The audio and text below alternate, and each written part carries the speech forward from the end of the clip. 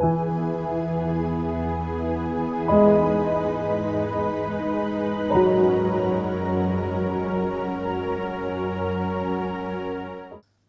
క్లాస్‌కి కూడి వచ్చిన మీ అందరికీ కూడా ప్రత్యేకమైనటువంటి వందనాలు తెలియజేసుకుంటున్నానండి. మరి గడిచిన వారంలో పాత నిబంధన ధర్మశాస్త్రము అనేటువంటిది భాగాల వారీగా అంటే నిర్గమకాండం నుండి ద్వితీయోపదేశ కాండం వరకు ప్రాముఖ్యమైనటువంటి అంశాలను మనము నేర్చుకునే ప్రయత్నం చేస్తున్నాం కాబట్టి మరి గడిచిన వారం మొదటి భాగంగా ఇశ్రాయేలీలు చేసినటువంటి మొదటి ప్రయాణం కనాను ప్రాంతానికి వాళ్ళ ప్రయాణం ఎలా కొనసాగిందో మొదటి భాగాన్ని మనం చూసుకున్నాం. ఆ ప్రయాణం రామ్సేస్ నుండి మరి సీనాయి పర్వత ప్రాంతం వరకు కూడా జరగడం, ఆ పర్వత ప్రాంతం దగ్గర దేవుడు వాళ్ళకి ధర్మశాస్త్ర సంబంధమైనటువంటి ఆజ్ఞలను ఇవ్వడం, అలాగే ఒక ప్రత్యక్షపు గుడారాన్ని కట్టి ఆ ప్రత్యక్షపు గుడారము మధ్యలో దేవుడు నివసిస్తాడని ఇశ్రాయేలీయులకి వాగ్దానం చేయడం, మరి ఆ ప్రత్యక్షపు గుడారం ఎలా కట్టాలి, అందులో ఏమేమి ఉంచాలి అనేటువంటిదంతా కూడా మరి గడిచిన వారంలో మనం నేర్చుకున్నాం. మరి ఈ వారం రెండవ భాగం అంటే వాళ్ళ ప్రయాణంలో రెండవ భాగం మనము నేర్చుకుందాం. మరి సీనాయి పర్వతం నుండి మరి కనాను ప్రాంతం వరకు కూడా వీళ్ళ ప్రయాణం ఎలా కొనసాగింది, మరి ఎన్ని రోజులు పట్టింది, ఏ ఏ ప్రాంతాలకు వెళ్ళారో అనేటువంటిది మరి నేర్చుకునే ప్రయత్నం ఇప్పుడు చేద్దాం పిల్లరా. మరి సీనాయి పర్వతం నుండి ఇశ్రాయేలీలు దేవుని యొక్క ధర్మశాస్త్ర సంబంధమైనటువంటి ఆజ్ఞలను పొందుకున్న తరువాత అక్కడే మరి వారు ప్రత్యక్షపు గుడారం యొక్క నిర్మాణము కూడా వాళ్ళు చేసినట్లుగా మనము నిర్గమకాండము 25వ అధ్యాయం నుండి మనము 30వ అధ్యాయం వరకు కూడా చూస్తే ప్రాముఖ్యమైనటువంటి అంశాలు అక్కడికి మనకి రాయబడ్డాయి.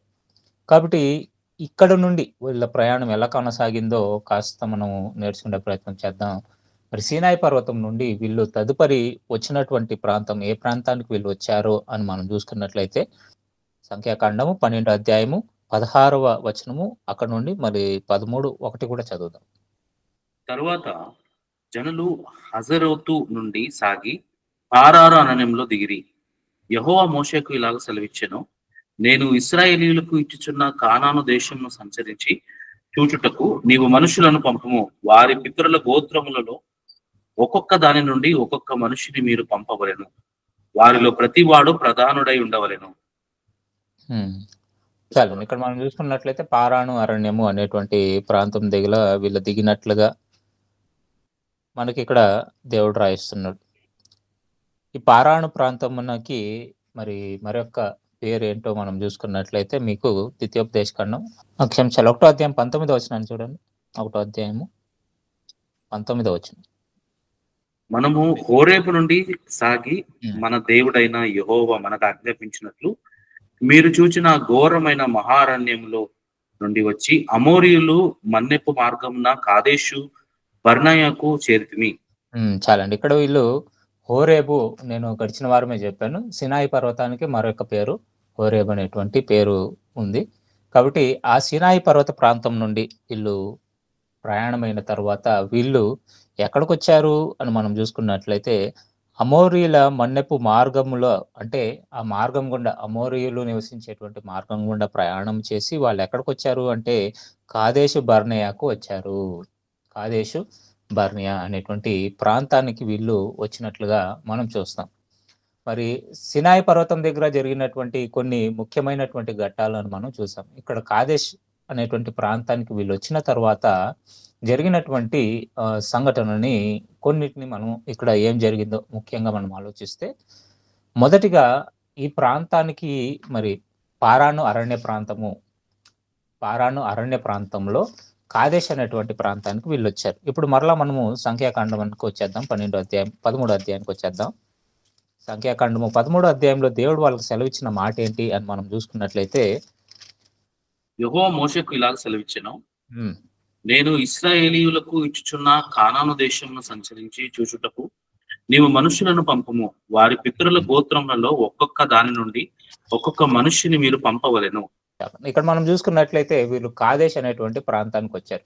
ఈ కాదేశ్ అనేటువంటి ప్రాంతానికి వచ్చిన తర్వాత దేవుడు మోషేని పిలిపించి వాళ్ళకు చెప్తున్నటువంటి మాట ఏంటంటే, ఇశ్రాయేలీలను కనాను దేశాన్ని వేగు చూడడానికి పంపించు. అక్కడ ఎలాంటి పరిస్థితులు ఉన్నాయో మరి ఒకసారి వాళ్ళు చూచులాగున గోత్రానికి ఒకళ్ళ ముఖ్యులను నువ్వు ఎంపిక చేసుకొని వారిని పంపించమని చెప్పాడు. అంటే అప్పటికే వాళ్ళు కానాను అనేటువంటి ప్రాంతానికి వాళ్ళు చేరుకున్నారు.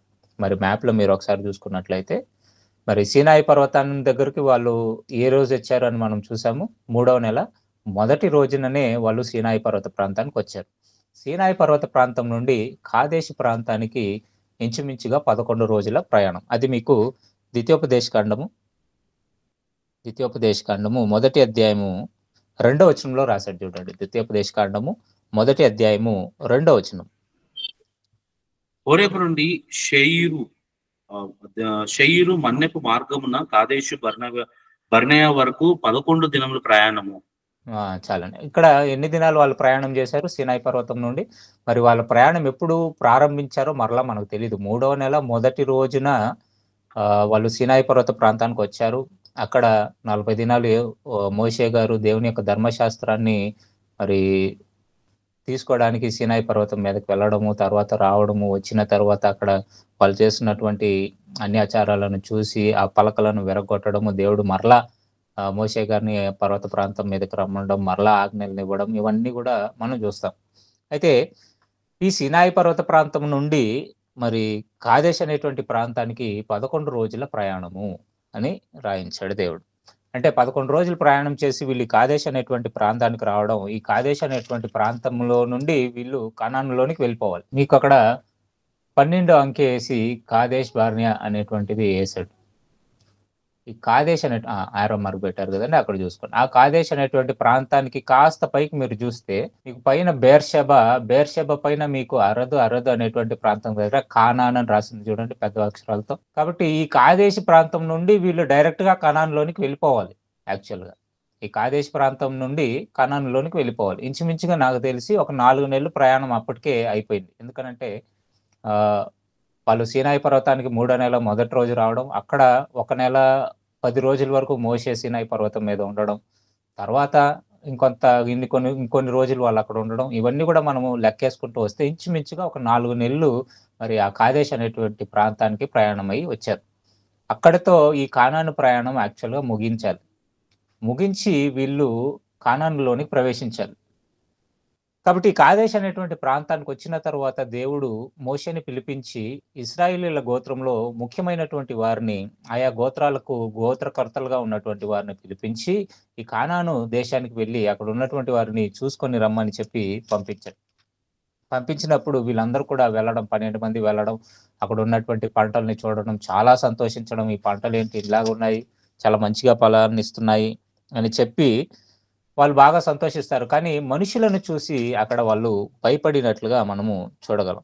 సంఖ్యాకాండము 13వ అధ్యాయము లేదా 32వ వచనం నుండి చూద్దాం. సంఖ్యాకాండము 13వ అధ్యాయము 32వ వచనం నుండి.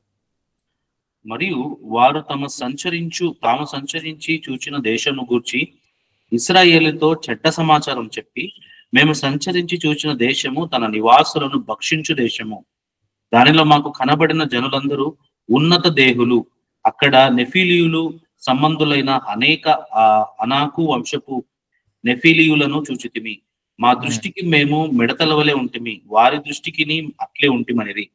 ఈ కాదేశ్ ప్రాంతానికి వచ్చిన తర్వాత వీళ్ళు వెళ్ళి వేగు చూసి మరలా రిటర్న్ వచ్చి ఏం చేశారని అంటే చెడు సమాచారాన్ని చెప్పారు. అదేంటంటే మరి అక్కడ ఉన్నటువంటి పంట పొలాలు అయితే మంచివేనండి, బాగా మంచిగా మరి పంటలు పండుతున్నాయి. కానీ మనుష్యులను మేము చూసినప్పుడు మేము వాళ్ళ ఎదుట మిడతల వలె ఉన్నాము, కాబట్టి మనము వాళ్ళ మీద యుద్ధానికి వెళితే ఖచ్చితంగా వాళ్ళ మీద మనము గెలవలేము అనేటువంటి ఒక సమాచారాన్ని చెప్పినప్పుడు మరి ఇశ్రాయేలీయుల సర్వ సమాజం అంతా కూడా మోషే మీద, అహరోనుల మీద తిరగబడినట్లుగా మనకి 14వ అధ్యాయం మొదటి వచనంలో రాస్తారు. వాళ్ళందరూ కూడా మోషే మీద ఏడుస్తారు. ఏడ్చినప్పుడు మరి 5వ వచనంలోకి వచ్చేసరికి మోషే అహరోనులు ఇశ్రాయేలీయుల సర్వ సంఘము ఎదుట సాగిలపడిరి అని రాయబడింది చూడండి.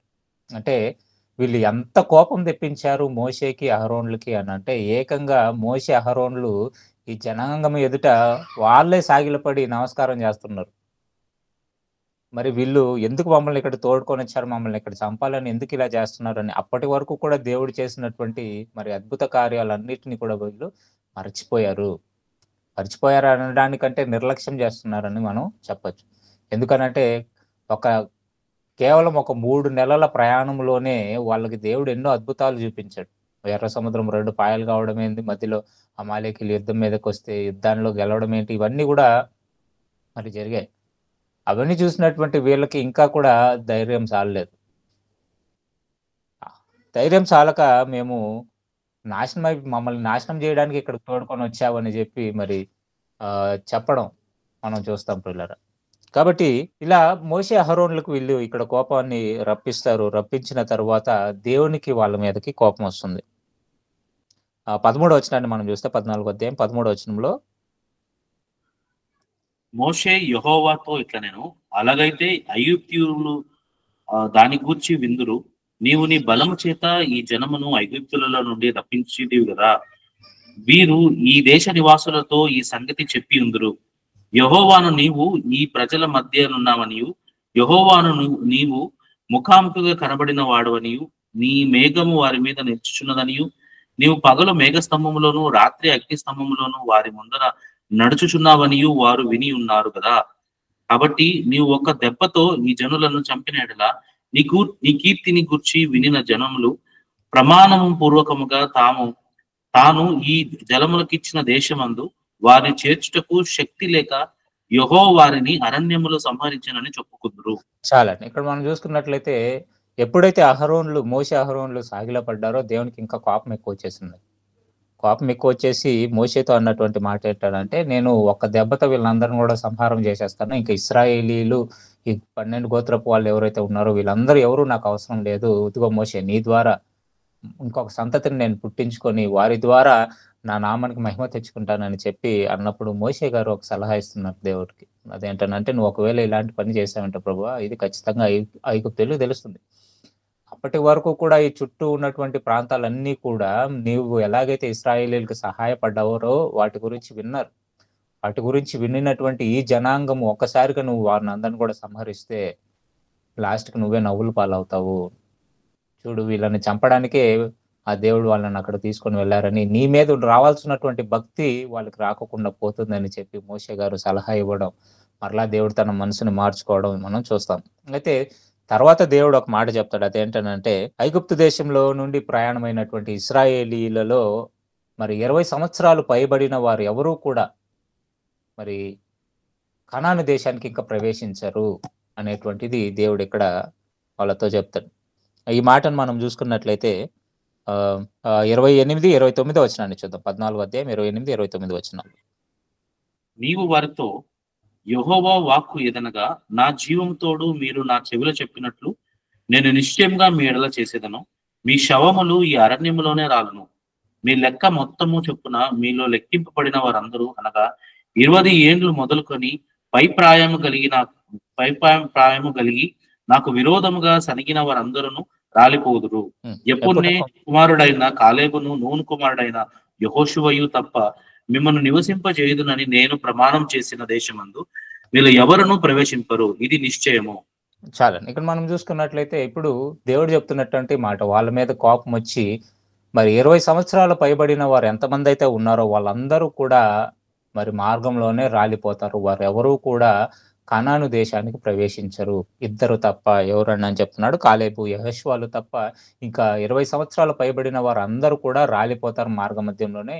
ఇక ఈ తరం వారు ఎవరైతే ఉన్నారో వాళ్ళు ఖచ్చితంగా కనాను దేశానికి ప్రవేశింపరు అని దేవుడు ఇక్కడ ఖచ్చితంగా వాళ్ళతో చెప్పినట్లుగా మనం చూస్తాం. ఇలా చెప్పిన తర్వాత వెంటనే ఇశ్రాయేలీలు మరుసటి రోజు వచ్చేసి కొంతమంది ఏం చేస్తారంటే, మేము తప్పు చేసేసాము, మోషే దగ్గరకు వచ్చి వాళ్ళు వేడుకుంటున్నారు, మేము తప్పు చేసేసాము, మమ్మల్ని క్షమించండి, మరి పదండి మరి యుద్ధానికి వెళదాము అని అన్నప్పుడు మోషే గారు చెప్తారు వద్దని. తర్వాత వచనాలన్నింటిలో ఇదే ఉంటుంది. మోషే గారు ఏంటనంటే, వద్దు, మీరు వెళ్ళకండి, వెళ్ళినా కూడా మనము గెలవము, దేవుడు మనతో లేడు ఇక. కాబట్టి ఆయన చెప్పిన ప్రకారంగా మరి ఈయన 20 సంవత్సరాలు పైబడిన వాళ్ళు ఎవరైతే ఉన్నారో వారందరూ సంహరించేంత వరకు కూడా మనము కనానుకు ప్రవేశించమని చెప్పినా సరే కొంతమంది ఏం చేస్తారంటే మూర్ఖంగా వెళ్ళి మరి అక్కడ యుద్ధం చేయడానికి ప్రయత్నిస్తారు. అక్కడ ప్రయత్నం చేసినప్పుడు అక్కడ ఆ యుద్ధంలో వారు ఓడిపోతారు, మరి చంపబడతారు. అది మీకు 45వ వచనంలో కూడా ఉంటుంది. కాబట్టి దేవుడు ఇక్కడ తీసుకున్నటువంటి ఒక కఠినమైనటువంటి నిర్ణయం ఏంటి అని అంటే, ఈ 20 సంవత్సరాల పైబడిన వారు ఎవరూ కూడా కాలేబు, యెహోషువలు తప్ప ఎవరూ కూడా కనాను దేశంలోనికి ప్రవేశించకూడదు అనే ఒక కఠినమైనటువంటి నిర్ణయం తీసుకున్నాడు. ఆ కఠినమైనటువంటి నిర్ణయం తీసుకున్న తర్వాత జరిగిన సంగతి ఏంటి అని అంటే, ఈ కాదేశ్ అనేటువంటి ఈ ప్రాంతం ఏదైతే ఉందో, ఆ ప్రాంతంలోనే ఇంచుమించుగా వీళ్ళు 38 సంవత్సరాలు అక్కడ వాళ్ళు గడిపినట్లుగా మనకి వాక్యంలో మనం చూడగలం. సంఖ్యాకాండము ద్వితీయోపదేశకాండం చూద్దాం. ద్వితీయోపదేశకాండము 2వ అధ్యాయము 14వ వచనాన్ని చూడండి. ద్వితీయోపదేశకాండము 2వ అధ్యాయము 14వ వచనం. ఇంచుమించుగా ఈ కాదేశి ప్రాంతంలో 38 సంవత్సరాలు వారు బ్రతికారండి. మనము కాదేశు బర్నయలో నుండి బయలుదేరి జేరోదు ఏరు దాటు వరకు అనగా యెహోవా వారిని గూర్చి ప్రమాణం చేసినట్లు సైనికులైన ఆ మనుషులు తరము వారందరూ సేనలో నుండకుండా నశించు వరకు మనము నడిచిన కాలము 38 సంవత్సరములు. అంతేకాదు, వారు నశించు వరకు నేను సేనా మధ్య నుండి వారిని సంహరించుటకును యెహోవా బాహువు వారికి విరోధముగా నుండెను. చాలండి. మరి ఈ ప్రాంతంలో వీరు నడుస్తూ ఉంటుండగా ఏమైంది, ఇంచుమించు 38 సంవత్సరాల ప్రయాణం చేశారు. యాక్చువల్ కాదేశ్ నుంచి వాళ్ళు కానానికి ఒక్క రోజులో వెళ్లాల్సి ఉన్నటువంటి ఆ పరిస్థితిలో నుండి ఏ స్థితికి దిగజారిపోయారు, పడిపోయారు అని అంటే 38 సంవత్సరాలు ఇంకా మరలా అదే ప్రాంతంలోనే వాళ్ళు రౌండ్ కొడుతున్నారు. ఆ కాదేశ్ అనేటువంటి ప్రాంతం చుట్టూ వాళ్ళు అక్కడే ఉన్నారు 38 సంవత్సరాలు. మరి 20 ఏండ్లు పైబడిన వారు అందరూ చనిపోయేంత వరకు కూడా దేవుడు అక్కడే పెట్టాడండి వాళ్ళు. ఇంచుమించుగా మనం ఆలోచిస్తేనండి, సీనాయి పర్వతం దగ్గరకు వాళ్ళు 2 నెలలు ప్రయాణం చేశారు. తర్వాత వాళ్ళు మరి 2 నెలలు, ఇంకో 2 నెలలు మనం యాడ్ చేసుకుంటే కానాన్ దేశంలోకి 4 నెలల్లోనికి వెళ్లాల్సి ఉన్నటువంటి వీళ్ళు 40 సంవత్సరాల పరిస్థితికి తెచ్చుకున్నారండి. ఎందుకు దేవుడు వాళ్ళని అక్కడ 40 సంవత్సరాలు ఉంచాడు, లేదా 38 సంవత్సరాలు ఈ కాదేశి ప్రాంతంలో ఉంచాడు అని అంటే, మరి ఎవరినైతే నశింపజేస్తానని దేవుడు మాట ఇచ్చాడో వారందరూ కూడా చనిపోయేంత వరకు కూడా దేవుడు ఆగి వారిని అందరిని కూడా సంహరించిన తర్వాత మరలా అక్కడి నుంచి వాళ్ళు ముందుకు ప్రయాణం చేయడానికి దేవుడు ఆజ్ఞాపిస్తాడు. కనుకనే మరి దేవుడు ఇచ్చినటువంటి మాట, దేవుడు చెప్పినటువంటి మాట ఇశ్రాయేలీల పట్ల ఎంత నిశ్చయమైనట్టు మాటగా ఉందో తర్వాత తరం వారికి కూడా తెలియాలి. దేవుడు మాట అంటే మాటే, దేవుడు మాట మార్చడు అనేటువంటిది తర్వాత తరం వారికి తెలియాలి. ఎందుకంటే 20 సంవత్సరాల పైబడిన వారిని మాత్రమే కదా దేవుడు చంపుతానన్నాడు. మరి 20 సంవత్సరాల కింద ప్రాయం ఉన్నటువంటి వారికి కూడా దేవుని బలం తెలియాలి. కనుక దేవుడు ఏం చేశాడంటే వాళ్ళందరూ సంహరించేంత వరకు ఆగాడు. మరి 38 సంవత్సరాలు ఇంచుమించుగా దేవుడు ఆగాడంటే 20 సంవత్సరాలు లేదా 20 సంవత్సరాలు కింద ప్రాయం ఉన్నటువంటి వాళ్ళందరూ కూడా మరి ఆ తరం వారికి దేవుడు చేసిందంతా కూడా ఖచ్చితంగా చూసుంటారు. ఖచ్చితంగా దేవుని గురించినటువంటి భయము వారిలో ఉంటుంది అని దేవుడి పనిని చేశాడండి. కాబట్టి తర్వాత తరం వారు మరి ఎవరైతే చనిపోయారో వారి తర్వాత తరం వారిని దేవుడు మరలా ప్రయాణంలో ముందుకి కొనసాగేలాగా చేస్తున్నాడు. మీకు సంఖ్యాకాండం 32వ అధ్యాయము, సంఖ్యాకాండము 32వ అధ్యాయము 8వ వచనము అలాగే 14వ వచనాన్ని చూద్దాం. సంఖ్యాకాండము 32వ అధ్యాయము 8వ వచనం అలాగే 14వ వచనం. ఆ దేశము చూచుటకు కాదేశు బర్నయలో నుండి మీ తండ్రులను నేను పంపినప్పుడు వారును అలాగు చేసిరి కదా. ఇప్పుడు ఇశ్రాయేలీలో ఎడల యెహోవాకు కోపము మరీ ఎక్కువగా పుట్టించినట్లుగా ఆ పాపుల సంతానమైన మీరు మీ తండ్రులకు ప్రతిగా బయలుదేరి ఉన్నారు. అంటే ఇప్పుడు ఆ కాదేశ్లో వాళ్ళ పితరులు చేసినటువంటి తప్పుడు పని, మరి ఒక చెడు సమాచారాన్ని చెప్పడం, దేవుని వలన మరి వాళ్ళని జయించలేరు అనేటువంటిది వాళ్ళు ఒక దుర్సమాచారాన్ని చెప్పడము. కాబట్టి వాళ్ళు అక్కడ హతమైపోయారు. మీ పితరులు ఎవరైతే ఉన్నారో వాళ్ళు పాపం చేశారు దేవునికి విరోధంగా. కాబట్టి వారిని అక్కడ దేవుడు సంహరించాడు. కాబట్టి తర్వాత తరమైనటువంటి మీరు, వారి కుమారులైనటువంటి మీరు ఇప్పుడు ఏం చేస్తున్నారంటే ప్రయాణాన్ని కొనసాగించబోతున్నారు మరలా కనాను దేశానికి. కాబట్టి మీరైనా జాగ్రత్తగా ఉండండి, మీ పితరుల వల్ల చేయకోకుండా అని హెచ్చరికలు ఇస్తూ వీళ్ళ ప్రయాణం మరలా కొనసాగినట్లుగా మనం చూస్తాం. మరి ఇక్కడ నుంచి వాళ్ళు ఎక్కడికి వచ్చారు అని మనం చూసుకున్నట్లయితే ప్రియులరా, మరలా వీళ్ళ ప్రయాణము కాదేశ్ నుండి ప్రారంభమై ఎక్కడికి వచ్చారో సంఖ్యాకాండము 20వ అధ్యాయము 14వ వచనాన్ని చూద్దాం ప్రియులరా. సంఖ్యాకాండము 20వ అధ్యాయము 14వ వచనం అలాగే 21వ వచనం. మోషే కాదేశు నుండి ఎదోము రాజునొద్దకు దూతలను పంపి, నీ సహోదరుడకు ఇశ్రాయేలు అడుగునదేమనగా, మాకు ఇచ్చిన కష్టము యావత్తును నీకు తెలిసినది. ఎదోము ఇశ్రాయేలు తన పొలిమేరలలో పడి దాటిపోవుటకు సెలవీయలేదు కనుక ఇశ్రాయేలీయులు అతని యుద్ధ నుండి తొలగిపోయి. చాలు. ఇక్కడ మీరు మ్యాప్ లో చూసుకున్నట్లయితే ఇప్పుడు కాదేశ్ అనేటువంటి ప్రాంతం నుండి మీరు కాస్త కుడివైపుకు చూస్తే ఏదోము అనేటువంటిది పెద్ద అక్షరాలతో రాశారు. ఆ ఏదోము ప్రాంతానికి ఇప్పుడు వీళ్ళు వెళ్ళాలి. ఏదోముకి వెళ్ళి ఏదోము నుండి మోయాబు పై నుండి వాళ్ళు ప్రయాణం సాగించాలి. అంటే మీకు అక్కడ డెడ్ సీ అనేటువంటిది ఉంది చూడండి, మృత సముద్రం మ్యాప్ లో. ఆ సముద్రం ఏదైతే ఉందో ఆ సముద్రం కింద భాగమున ఏమంటే వాళ్ళు అలా ప్రయాణం చేస్తే వెళ్ళిపోవచ్చు అండి, ఏదోము దాటుకొని వెళ్ళిపోవచ్చు. కానీ ఈ ఎదోము రాజుకి మోషే గారు వర్తమానాన్ని పంపిస్తారు. వర్తమానాన్ని పంపించి, మీ దేశం గుండా వెళ్ళడానికి మాకు సహాయం చేయండి, మేము మీకు ఎలాంటి ఆపద కలుగజేయము అని అన్నప్పుడు ఎదోము రాజు దానికి ఒప్పుకోడు. కానీ దేవుడు ముందుగానే ఏం చెప్తాడు అని అంటే మోషేకి, ఎదోము రాజు మరి ఎదోము ప్రాంతానికి మీరు ఎలాంటి అపాయము కలుగ చేయకూడదు, ఎందుకనంటే అది నేను వారికి స్వాస్థ్యంగా ఇచ్చినటువంటి భూభాగము, కాబట్టి ఎదోమీయులకు మీరు ఎలాంటి హాని కలుగు చేయకూడదు అని అన్నప్పుడు తర్వాత ఏం జరుగుతుంది అని అంటే ఇప్పుడు వీళ్ళు కాదేశి ప్రాంతం నుండి మరలా కింద ప్రాంతానికి వస్తారు. మీకు అక్కడ యారో మార్క్ ఉంది మధ్యలో. ఆ ప్రాంతం గుండా మరలా కిందకు వచ్చి ఏమంటే బైపాస్ లో వెళ్తున్నారు ఇప్పుడు. అంటే ఏదోము ప్రాంతము వెలుపలి భాగం నుండి వెళుతున్నారు. అంటే ఆ దేశంలో గుండా వెళ్ళడం లేదు, ఆ దేశంలో బయట భాగం ఏదైతే ఉందో మనం బైపాస్ అంటాం కదా రోడ్లలో, ఎక్కడైనా ప్రయాణం చేస్తున్నప్పుడు బైపాస్ రోడ్లు ఉంటాయి. ఏంటి బైపాస్ రోడ్లు అంటే ఊర్లోనికి వెళ్లకుండా ఊరి బయట నుండే మరొక ప్రాంతానికి వెళ్ళిపోవడం, సమయం ఎక్కువగా మరి సేవ్ అవుతుందని బైపాస్లు కడుతున్నారు హైవేలలో. అంటే ఒక ఊర్లోనికి వెళ్లకుండా ఆ ఊరు దాటేసి వెళ్ళిపోవడానికి ఊరి బయట రోడ్లు కడతారు. అలాగే ఇక్కడ కూడా వీళ్ళు ఏం చేశారంటే మరలా ఆ 12 నుండి ఆ అంకె 12 నుండి మీరు చూసుకుంటే మరలా కిందకు వచ్చి మరలా వీళ్ళు ఎదోము ప్రాంతం నుండి బయట ప్రాంతం గుండా వెళుతున్నారు. బయట ప్రాంతం గుండా వీళ్ళు వెళుతున్నట్లుగా మనం చూడగలం ప్రియులారా. అలా ఎదోము ప్రాంతం గుండా వీళ్ళు వెళుతున్నప్పుడు ఇక్కడ జరిగినటువంటి 2 విషయాలు ఉన్నాయి. మొదటిగా 21వ అధ్యాయం, సంఖ్యాకాండం 21వ అధ్యాయము మొదటి వచనంలో ఒక యుద్ధం మరలా వీళ్ళు ఇక్కడ చేయాల్సినటువంటి పరిస్థితి వస్తుంది.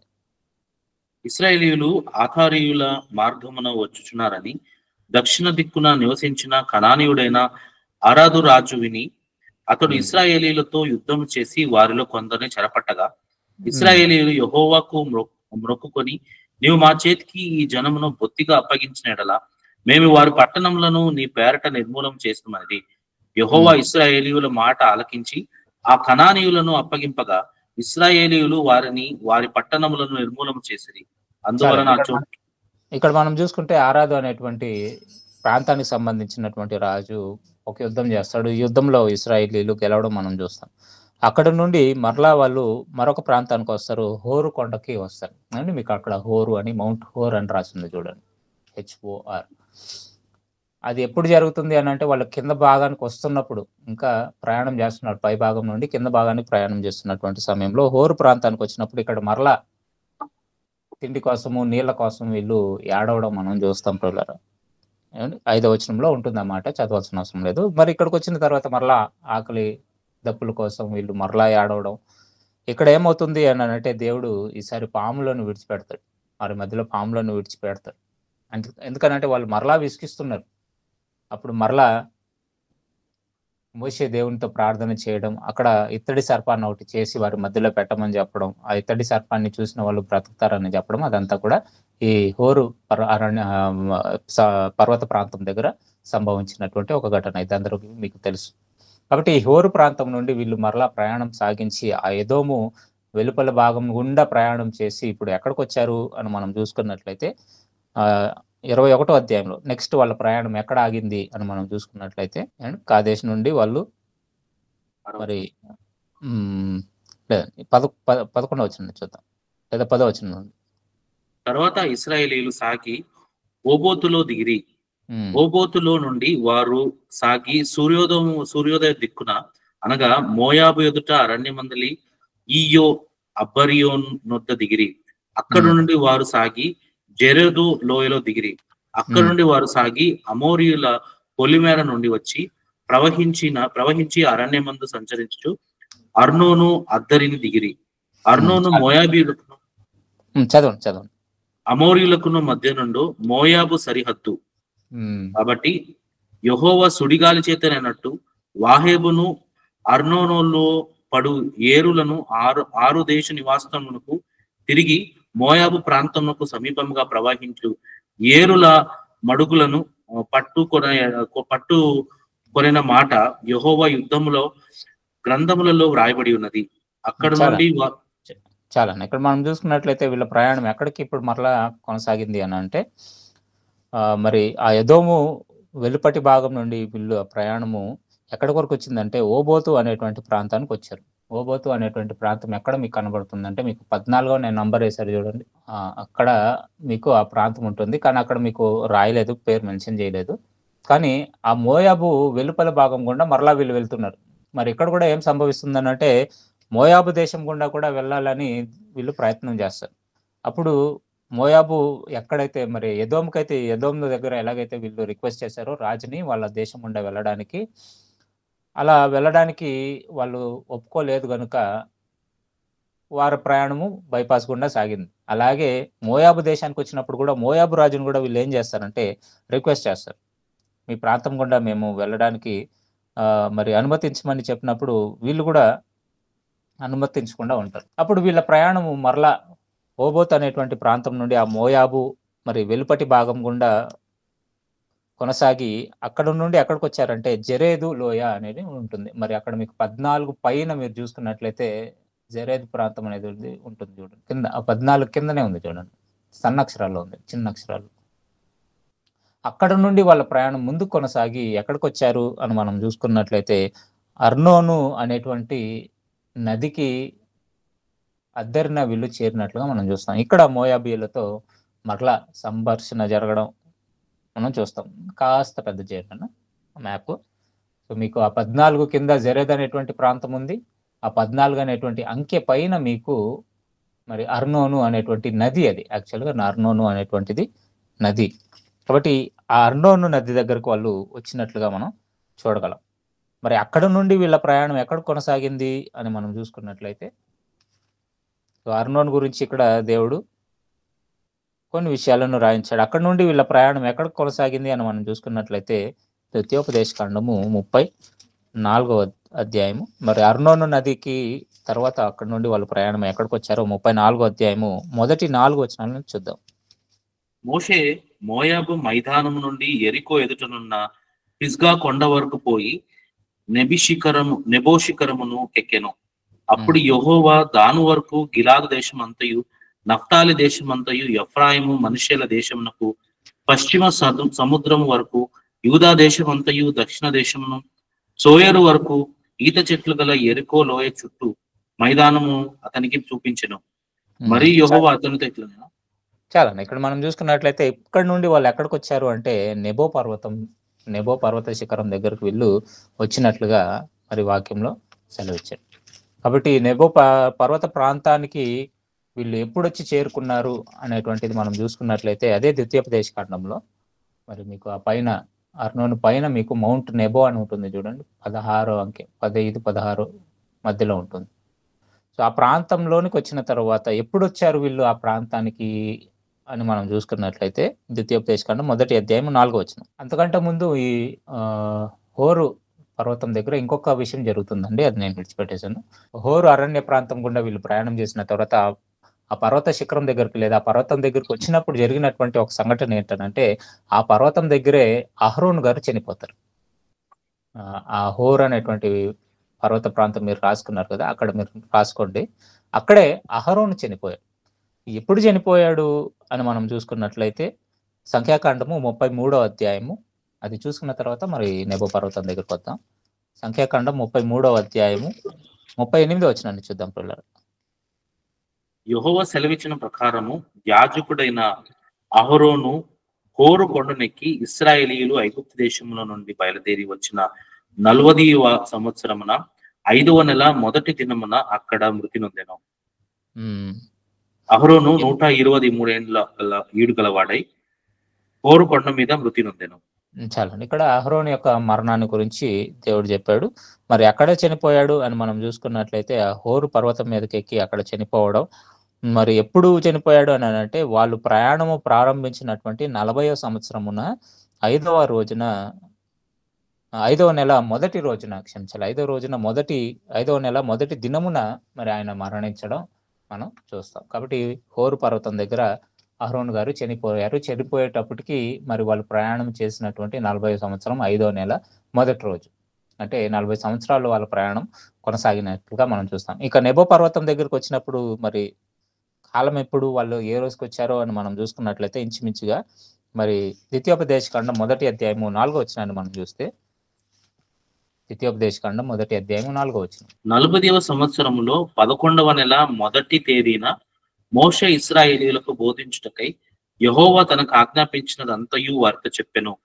యోర్దాను ఇక్కడ మనం చూసుకున్నట్లయితే మరి నెబో పర్వత దగ్గరకు వచ్చిన తర్వాత అక్కడ 40వ సంవత్సరమున మరి 11వ నెల మొదటి తేదీన మోషే ఇశ్రాయేలీయులకు బోధించాడు. అంటే మరి వీళ్ళు ఈ నెబో పర్వత ప్రాంతానికి ఇంచుమించుగా 40వ సంవత్సరం 11వ నెలలో మరి వచ్చినట్లుగా లేదా 10-11వ నెల మధ్యలో వీళ్ళు వచ్చినట్లుగా మనం చూడగలము. అంటే వాళ్ళ ప్రయాణం ఎన్ని సంవత్సరాలు కొనసాగింది అని మనం చూసుకున్నట్లయితే ఇంచుమించుగా 40 సంవత్సరాల 11 నెలలు నెబో పర్వతం దగ్గరికి మాత్రమే.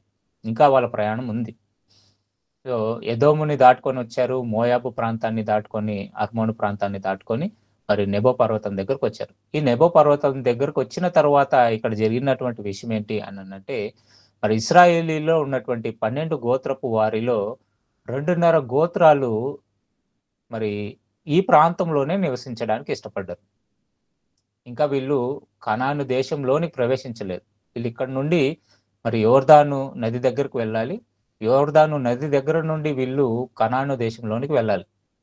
కానీ యోర్దాను ప్రాంతానికి వెళ్ళడానికి ముందు ఈ నెబో పర్వతం నుండి యోర్దాను ప్రాంతం వరకు కూడా దేవుడు ఏం చేశాడని అంటే ఆ ప్రాంతం అంతటిని కూడా ఇశ్రాయేలీయులకు చూసినప్పుడు ఇక్కడ 2.5 గోత్రపు వారు ఏం చేస్తారంటే మేము ఇక్కడే ఉంటాము, మేము నదికి అవతలకి రాము, మాకు ఇక్కడే స్వాస్థ్యం ఇస్తే చాలు అని చెప్పి మరి అడగడం, వాళ్ళకి అక్కడ మరి స్వాస్థ్యంగా ఆ భూభాగాల్ని ఇవ్వడం మనం యెహోషువ గ్రంథంలో చూస్తాం. యెహోషువ గ్రంథము మొదటి అధ్యాయము 12వ వచనం. కాబట్టి యోర్దాను ప్రాంతం నుండి నది ప్రాంతం నుండి ఈ నెబో పర్వత మధ్యలో ఉన్నటువంటి భూభాగాన్ని మరి వీళ్ళకి ఇస్తున్నట్లుగా మనం చూడగలం. రూబేనీయులకును గాదీయులకును మనష్షే అర్థగోత్రపు వారికిని యెహోషువ ఇలాగూ ఆజ్ఞాపించెను.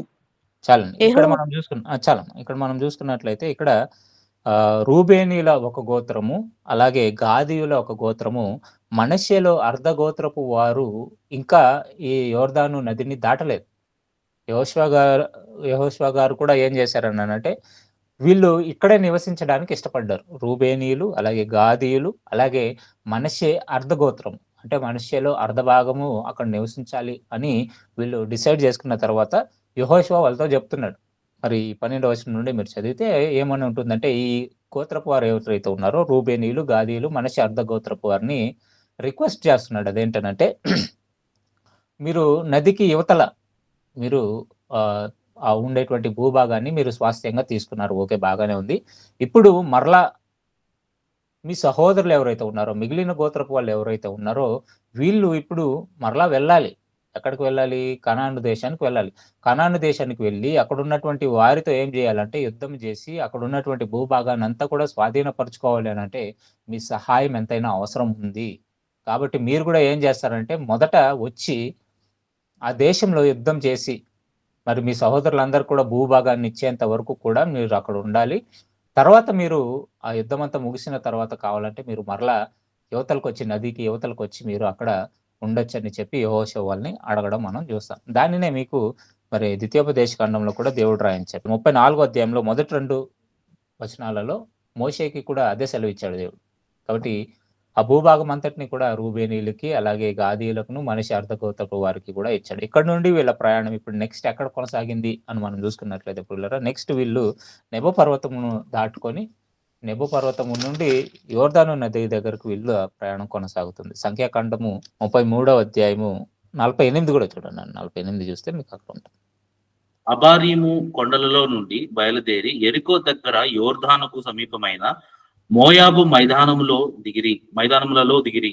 వారు మోయాబు మైదానములలో బెతిషోమోతు మొదలుకొని ఆబేలు షిత్తీము వరకు యోర్దాను దగ్గర దిగిరి.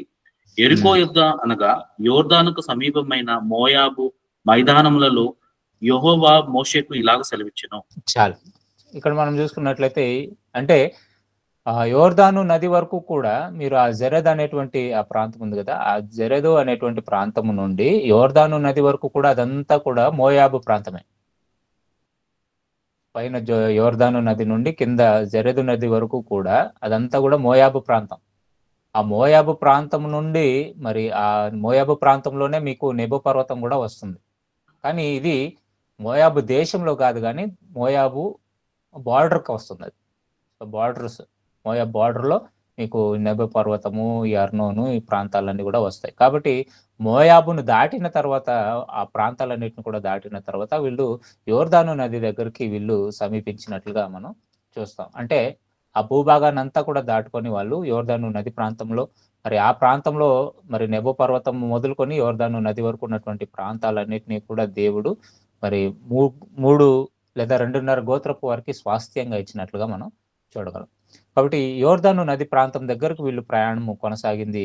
ఎక్కడికి వచ్చారు వీళ్ళు అని మనం చూసుకున్నట్లయితే ఇక్కడ నుండి మరి యెహోషువ గ్రంథానికి మనం వెళ్తే 4వ అధ్యాయము 19వ వచనాన్ని మనం చూస్తే, మొదటి నెల 10వ తేదీని జనులు యోర్దానుల నుండి ఎక్కి వచ్చి ఎరికో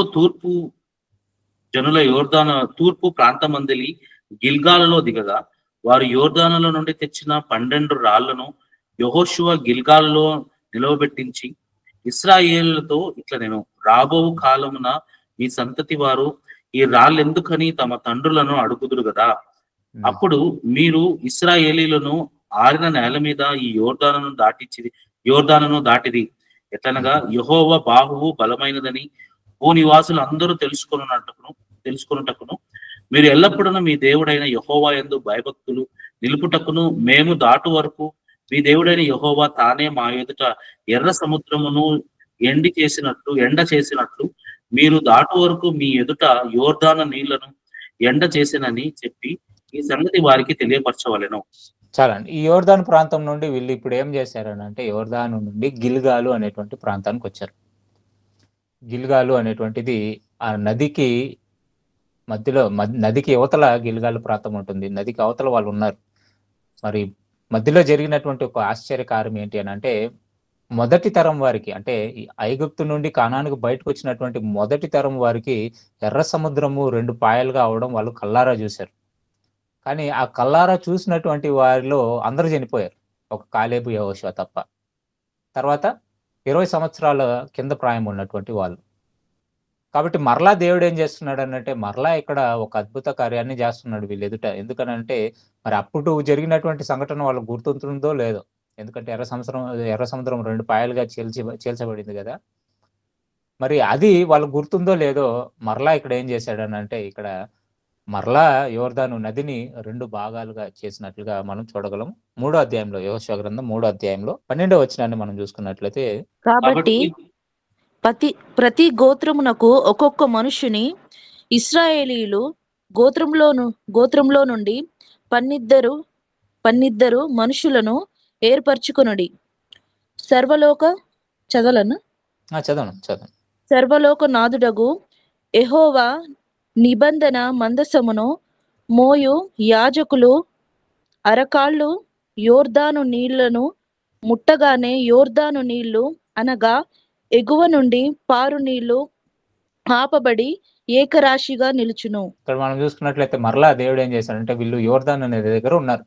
యోర్దాను నది దగ్గర ఉన్నప్పుడు జరిగినటువంటి సంఘటన ఏంటి అని మనం ఆలోచిస్తే, ఇప్పటికీ ఆల్రెడీ మోషే గారు మరణించారు. గుర్తుపెట్టుకోండి, నెబో పర్వతం దగ్గరే ఆయన మరణిస్తాడు. మీకు ద్వితీయోపదేశ కాండము 1వ అధ్యాయంలో 1వ వచనములో మోషే గారు నెబో పర్వతాన్ని ఎక్కి జరిగినదంతా కూడా ఒకసారి రివైండ్ చేస్తాడు. ఇశ్రాయేలీయులకి జరిగిన విషయాలన్నింటినీ కూడా. ద్వితీయోపదేశ కాండం అంటే 2వ ధర్మశాస్త్రము అని కూడా మనం చెప్పొచ్చు. ద్వితీయోపదేశ కాండానికి 2వ ధర్మశాస్త్రం అంటే 2వసారి ఇచ్చినటువంటి ధర్మశాస్త్రము. అంటే ఆల్రెడీ ఒకసారి ఇచ్చాడు సినాయి పర్వతం దగ్గర, ఆ సినాయి పర్వతం దగ్గర నుండి దేవుడు ఇచ్చినటువంటి ఆజ్ఞలు ఏవైతే ఉన్నాయో అవి మరలా ఏం చేశాడు అని అంటే మరలా బోధిస్తాడు. ఇప్పుడు సినాయి పర్వతం దగ్గర బోధించినప్పుడు మొదటి తరం వారికి బోధించాడు. కానీ నెబో పర్వతం దగ్గరకు వచ్చేసరికి అప్పటికే 40 సంవత్సరాల 11 నెలలు అయిపోయింది. కాబట్టి రెండవ తరం వారు ఎవరైతే ఉన్నారో, తర్వాత వచ్చినటువంటి తరం వారు ఎవరైతే ఉన్నారో వాళ్ళకందరికీ కూడా మరలా ఒకసారి ధర్మశాస్త్ర గ్రంథాన్ని బోధిస్తాడు. కాబట్టి దీన్ని రెండవ ధర్మశాస్త్ర పుస్తకం అని కూడా చెప్పొచ్చు. అలా రెండోసారి వాళ్ళకి ఆజ్ఞాపించిన తర్వాత మరలా మోషే దేవుని దగ్గర రిక్వెస్ట్ పెట్టుకుంటాడు. ఆ నెబో పర్వతం దగ్గర ఏం చేస్తాడంటే కనాను దేశంలోనికి నేను ప్రవేశించాలని అని రిక్వెస్ట్ చేసినప్పుడు దేవుడు ఒప్పుకోడు. అంతకుముందు ఏం జరుగుతుందో మీకు తెలుసు. దేవుడు ఒక స్థలంలో మరి బండతో మాట్లాడమంటే ఆయన బండను కొట్టడం, అది దేవునికి శాపంగా భావించి మరి ఒకవేళ నేను కనానులోనికి ప్రవేశింపజేస్తే ఇశ్రాయేలీలు నా విషయమై మరి భయం అనేటువంటిది వాళ్ళకు ఉండదు అనేటువంటి ఉద్దేశంతో నువ్వు నా కొరకు ఎంతో ప్రయాసపడ్డావు, అందుని బట్టి నేను నిన్ను నిజంగానే ఎలా నిన్ను భావిస్తున్నాను అంటే నా ఇల్లంతటిలో నమ్మకమైన వాడవు నీవే నాకు కనబడ్డావని మోషే గురించి అనడం. కాబట్టి ఇక్కడ ఏదో మోషే తప్పు చేసేసాడు కాబట్టి దేవుడు చెప్పించాడు అని అనుకోకండి. అక్కడ దేవుని శాపం కాదు, కానీ మోషేని ఒకవేళ కానానులోనికి పంపిస్తే ఏదైనా తప్పు జరిగినా కూడా దేవుడు వదిలేస్తాడు అనేటువంటి ఆ ఒపీనియన్ ఇశ్రాయేలీలలో ఉండకూడదు. ఎందుకంటే వెళుతున్నటువంటి ఆ ప్రాంతం చాలా మూర్ఖమైనటువంటి ప్రజలు నివసించేటువంటి ప్రాంతం అదంతా కూడా. మీకు నెక్స్ట్ క్లాస్లో నేను ధర్మశాస్త్రం గురించి తీసుకున్నప్పుడు వస్తాను. అక్కడ ఉన్నటువంటి వాళ్ళందరూ కూడా చాలా దుర్మార్గులండి. కాబట్టి అలాంటి వారి మధ్యలోనికి మీరు వెళ్ళి పాపం చేస్తూ ఆ పాపాన్ని మీరు తేలికగా తీసుకుంటే మరి ఆ జనాంగాలన్నీ కూడా నా గురించి తెలుసుకోరు అనేటువంటి ఉద్దేశంతోనే మోషేని ఏం చేస్తాడంటే ఆపుతాడు. ఆపి ఆ నెబో పర్వతం దగ్గర అతను చనిపోయేటట్లుగా చేస్తాడు. అది మీకు ద్వితీయోపదేశ కాండము మరి 32వ అధ్యాయం 34వ అధ్యాయంలో మీకు ఆ విషయాన్ని అంతటి కూడా చెప్తాడు.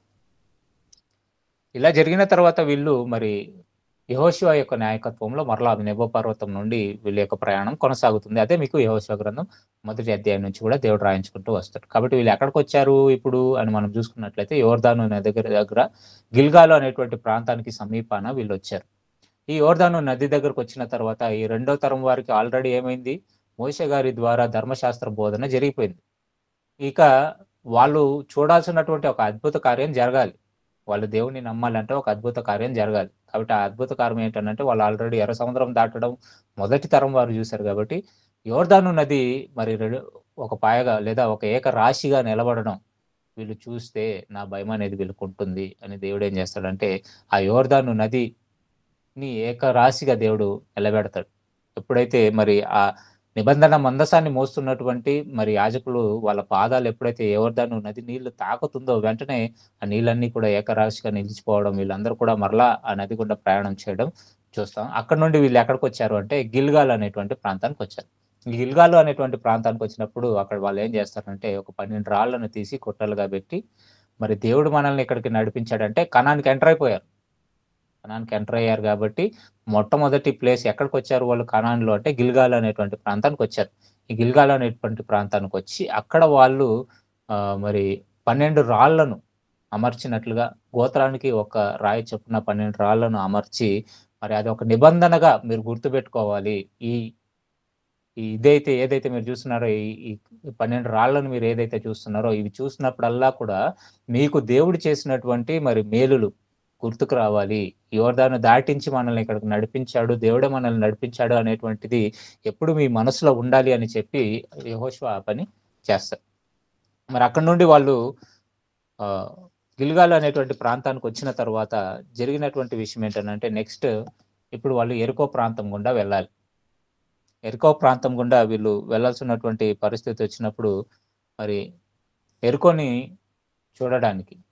చూడడానికి మరి కొంతమందిని పంపించడం, వాళ్ళు మరి రాహాబ్ అనేటువంటి వేశ్య దగ్గరికి వెళ్ళడం, అక్కడ ఆమె వాళ్ళని దాచిపెట్టడం, మరి ఎరుకోని నాశనం చేయడానికి మరలా వాళ్ళు వచ్చినప్పుడు మా కుటుంబాన్ని అంతటిని కూడా మీరు కాపాడాలి అని మరి ఆమె కోరుకోవడం, ఇవన్నీ కూడా మనకి 2వ అధ్యాయం యెహోషువ గ్రంథం 2వ అధ్యాయంలో మనం చూడగలం పిల్లలు.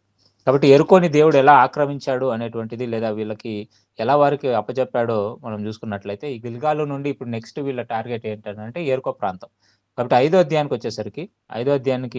వచ్చేసరికి 10వ వచనం నుండి మనం చూస్తే 5వ అధ్యాయం 10వ వచనం నుండి ఇశ్రాయేలీయులు గిల్గాలులో దిగి ఆ నెల 14వ తేదీన సాయంకాలమున యెరికో మైదానంలో పస్కా పండుగను ఆచరించిరి. పస్కా పోయిన మరునాడు వారు ఆ దేశపు పంటను తినిరి. ఆ దినమందే వారు పొంగకయ వేయబడిన భక్ష్యములను తినిరి. మరునాడు వారు ఈ దేశపు పంటను తినుచుండగా మన్నా మానిపోయెను.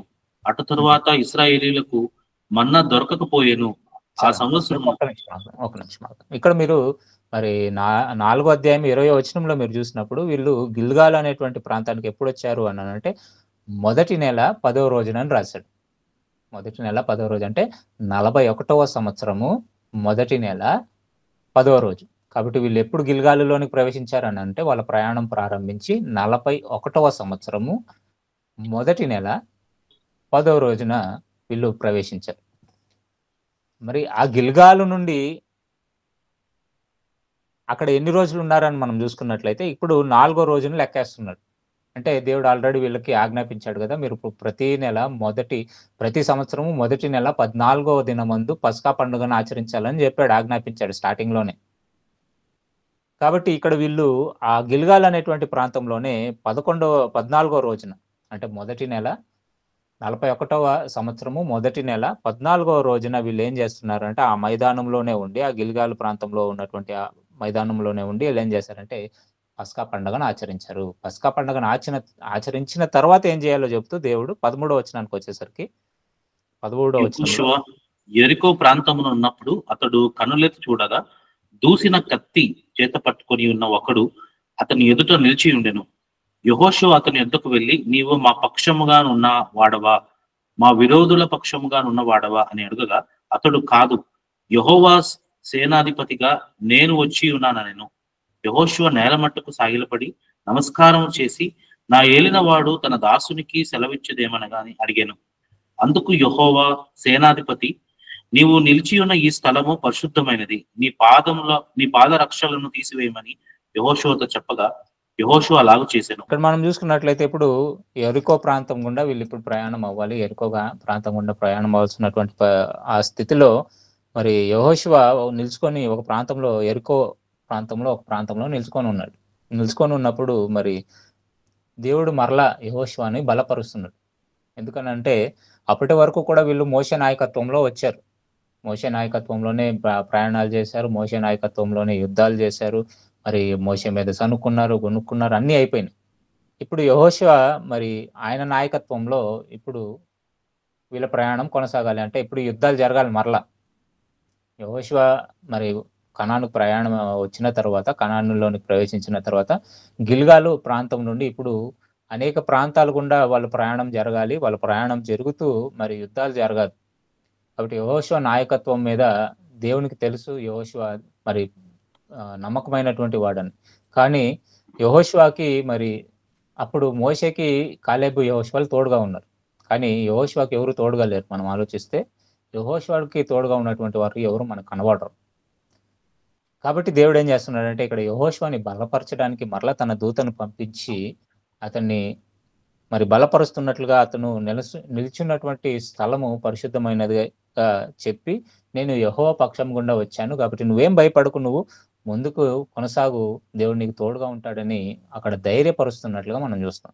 కాబట్టి ఇంకా 6వ అధ్యాయానికి వచ్చేసరికి మరి యెరికోలో జరిగినటువంటి యుద్ధాలు, అక్కడ యుద్ధం జరిగింది అని చెప్పడానికంటే కూడా దేవుడే వాళ్ళకు తోడుగా ఉండి యెరికో గోడలను కూల్చి వేసినట్లుగా మరి 6వ అధ్యాయం అంతటినీ కూడా మనము చూడగలం.